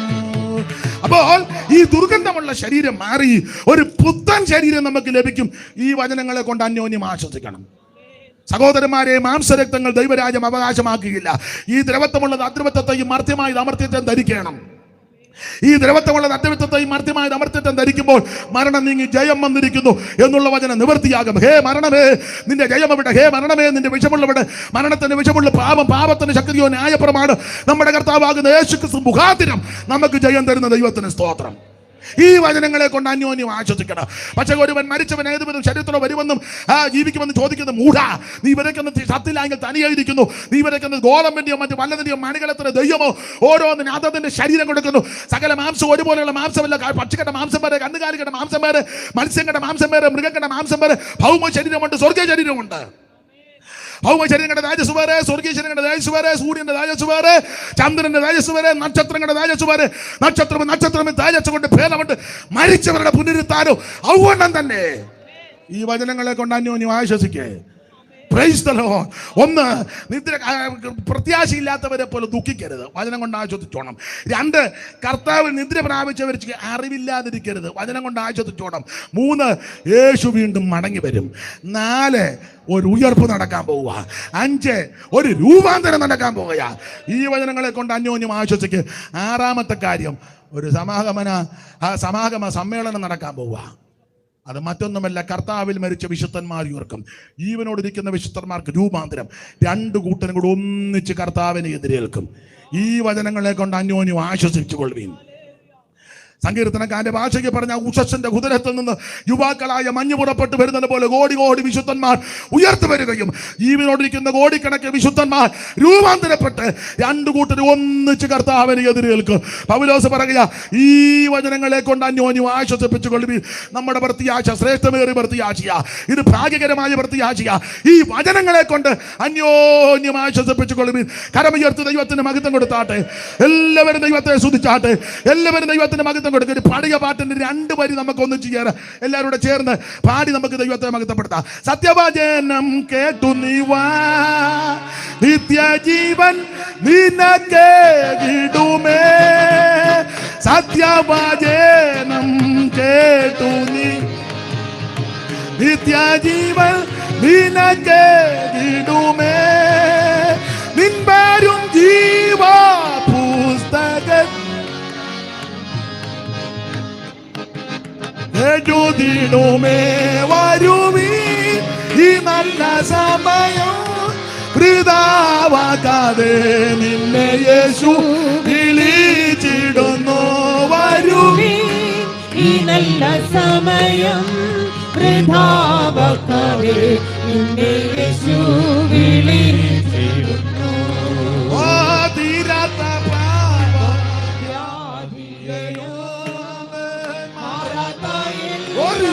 ബലഹീനമോ, ഓ തീരാത്ത പാപവ്യാധിയെയും, ഓ മാറാത്ത ബലഹീനമോ, ഓരോ കുരിശിൽ ചുമന്നു നിന്നെ സൗഖ്യമാക്കി നടിപ്പിണരാൽ. ഓരോ കുരിശിൽ ചുമന്നു നിന്നെ സൗഖ്യമാക്കി നടിപ്പിണരാൽ. വരുവീൻ, ഈ നല്ല സമയം വൃഥാവാക്കാതെ നിന്നെ യേശു വിളിച്ചിടുന്നു.